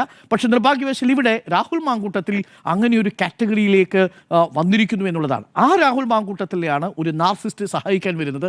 അദ്ദേഹം ഈ കേസിൽ നമ്മൾ ദിലീപിനെ കുറിച്ച് പറയുന്നത് പോലെ ഈ രാഹുൽ മാങ്കൂട്ടത്തിൻ്റെ വിഷയത്തിലെ ദിലീപ് അനുകൂലി എന്ന് പറയുന്ന പോലെ രാഹുൽ അനുകൂലിയായിട്ട് മാറിയിരിക്കുന്നു. അത് അത്യന്തം വളരെ ഖേദകരമായ ഒരു കാര്യം. അതിനെ കൈയടിക്കാൻ ഒരു പൊതുസമൂഹം ഉണ്ടാവുന്നു എന്നുള്ളതാണ്. പക്ഷേ ഞാൻ അത്ഭുതപ്പെടുന്നില്ല. ലോകം മുഴുവൻ വലതുവൽക്കരിക്കപ്പെടുന്ന ഘട്ടത്തിലും ഇവരെയൊക്കെ തിരിച്ചറിയാൻ കഴിയുന്നു. ഈ രണ്ട് കാര്യങ്ങളിൽ കേരള പോലീസിനും ഒപ്പം ഇന്ന് ജാമ്യം നിഷേധിച്ച ജഡ്ജിക്കും വളരെ വേണമെങ്കിൽ ജാമ്യം കൊടുക്കാവുന്ന ഒരു കേസായിട്ടാണ് ഞാൻ ഇപ്പോഴും കരുതുന്നത്. പക്ഷേ വളരെ കൃത്യമായി ജഡ്ജി അതിനകത്ത് എഴുതി വെച്ചൊരു കാര്യമുണ്ട്. ഇത് ടാമ്പറിംഗ്, ഇയാളെ പുറത്തു വിട്ടു കഴിഞ്ഞാൽ എവിഡൻസ് നശിപ്പിക്കുന്നു മാത്രമല്ല പ്രധാന കേസിലെ പ്രതി അറസ്റ്റിലായിട്ടുള്ള സാഹചര്യമുണ്ട്. ഇത് മറ്റൊരു കാര്യം കൂടിയുണ്ട്. ഇത് സന്ദീപ് വാര്യർക്കാണ് ഇതിനകത്ത് വരാൻ പോകുന്ന അടുത്ത ബുദ്ധിമുട്ട്. രാഹുൽ ഈശ്വർ 5ാമത്തെ പ്രതിയാണ്, സന്ദീപ് വാര്യർ 4ാമത്തെ പ്രതിയാണെന്ന് തോന്നുന്നു. 5ാം പ്രതിക്ക് ജാമ്യമില്ല. ഇത് രാഹുൽ മാങ്കൂട്ടത്തിനും സാധാരണ പറയും, നമ്മൾ ഈ സിനിമയിൽ പറയുന്നൊരു കാര്യമുണ്ടല്ലോ, നന്ദി രാഹുൽ ഈശ്വരെ നന്ദി എന്ന് പറയേണ്ടതാണ്. ഒന്ന്, രാഹുൽ മാങ്കൂട്ടത്തിൻ്റെ മുൻകൂർ ജാമ്യത്തിൻ്റെ വിധി നേരത്തെ തന്നെ ഒപ്പിച്ചു വെച്ചതിന് രാഹുൽ മാങ്കൂട്ടത്തിൽ ഇനി ജാമ്യം കിട്ടും. എന്നാലും ചോദിക്കുക, ആർക്ക് വേണ്ടി വാദിച്ചയാൾ അകത്ത് കിടക്കുന്നു, കുറ്റം ചെയ്തയാൾക്ക് ഇനി ജാമ്യം കിട്ടാനുള്ള സാധ്യതയുണ്ടോ? 2, ഇയാൾ ഒളിവിലിരുന്നു കൊണ്ട് രാഹുൽ ഈശ്വരുമായിട്ട് കമ്മ്യൂണിക്കേഷൻ നടത്തിയെന്ന് ഏതോ ചർച്ചയിൽ പറഞ്ഞിട്ടുണ്ട്. ഞാൻ രാഹുൽ മാങ്കൂട്ടത്തിലുമായി വ്യക്തത വരുത്തിയാണ് പറഞ്ഞിരിക്കുന്നത് അത്രേ. ചാനലിരുന്ന് പറയാ, പോലീസ് രാഹുൽ മാങ്കൂട്ടത്തിൽ അന്വേഷിക്കുമ്പോൾ ഒളിവിലിരിക്കുന്നയാൾ ചാനൽ വന്നിരിക്കുന്നയാളുമായിട്ട് കമ്മ്യൂണിക്കേഷൻ നടത്തിയിരിക്കുന്നതെന്ന് പറയാം. ഈ രാഹുൽ മാങ്കൂട്ടത്തിൽ ജാമ്യം നിഷേധിക്കുന്ന ഒറ്റ കാര്യം പോലെ ഞാൻ വ്യക്തത വരുത്തിയിട്ടുണ്ട് രാഹുൽ മാങ്കൂട്ടത്തിലുമായിട്ടതാണ്. ഇത് കാര്യമില്ല പ്രോസിക്യൂഷൻ അവതരിപ്പിക്കാൻ പോകുന്നത്. അപ്പോൾ ചുരുക്കത്തിൽ രാഹുൽ മാങ്കൂട്ടത്തിൻ്റെ ഈ കേസിൽ നോക്കൂ, ഈ ഒരു ലാപ്ടോപ്പ് എടുത്തു വെച്ച് ഈ രാഹുൽ ഈശ്വർ പറഞ്ഞ കാര്യങ്ങളല്ലേ യഥാർത്ഥത്തിൽ ഈ കുട്ടിയെ കൊണ്ട് പരാതിയിലേക്ക് കൊടുപ്പിക്കുന്ന അവസ്ഥയിലേക്ക് എത്തിയത്. ഈ രാഹുൽ ഈശ്വരും ഈ സോഷ്യൽ മീഡിയ ക്യാമ്പയിനേഴ്സും ഈ സിനിമാ താരങ്ങളും ചെയ്തു കൊടുത്ത ഏറ്റവും വലിയ കാര്യം രാഹുൽ മാങ്കൂട്ടത്തിനെതിരെ അതുവരെ പരാതിയുമായി മുന്നോട്ട് വരാത്ത പെൺകുട്ടിയെ പരമാവധി ഉപദ്രവിച്ച് അവരെ പരമാവധി പ്രൊവോക്ക് ചെയ്ത് അവരെ കൊണ്ട് പരാതി കൊടുപ്പിച്ചു എന്നുള്ളതാണ്. രണ്ടാമത്തെ കാര്യം, ഇപ്പോൾ സന്ദീപ് വാര്യരടക്കം രാഹുൽ മാങ്കൂട്ടത്തിലടക്കമുള്ളവരുടെ മുൻകൂർ ജാമ്യത്തിൻ്റെ മേലിലിട്ട് ഒരു വെടിവെച്ചിട്ടുണ്ട്. ആ വിധിയിലും ഒരു തീരുമാനമാക്കിയിട്ടുണ്ട് എന്നുള്ളതാണ്.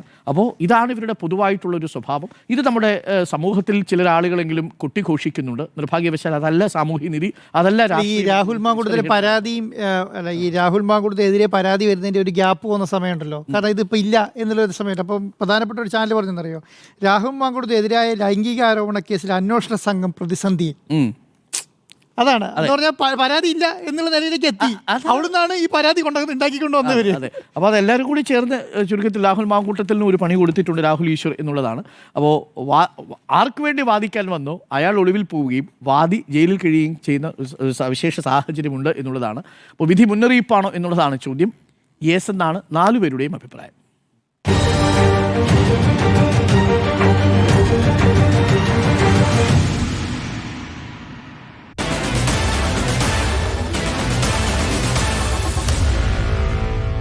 Meet the editors.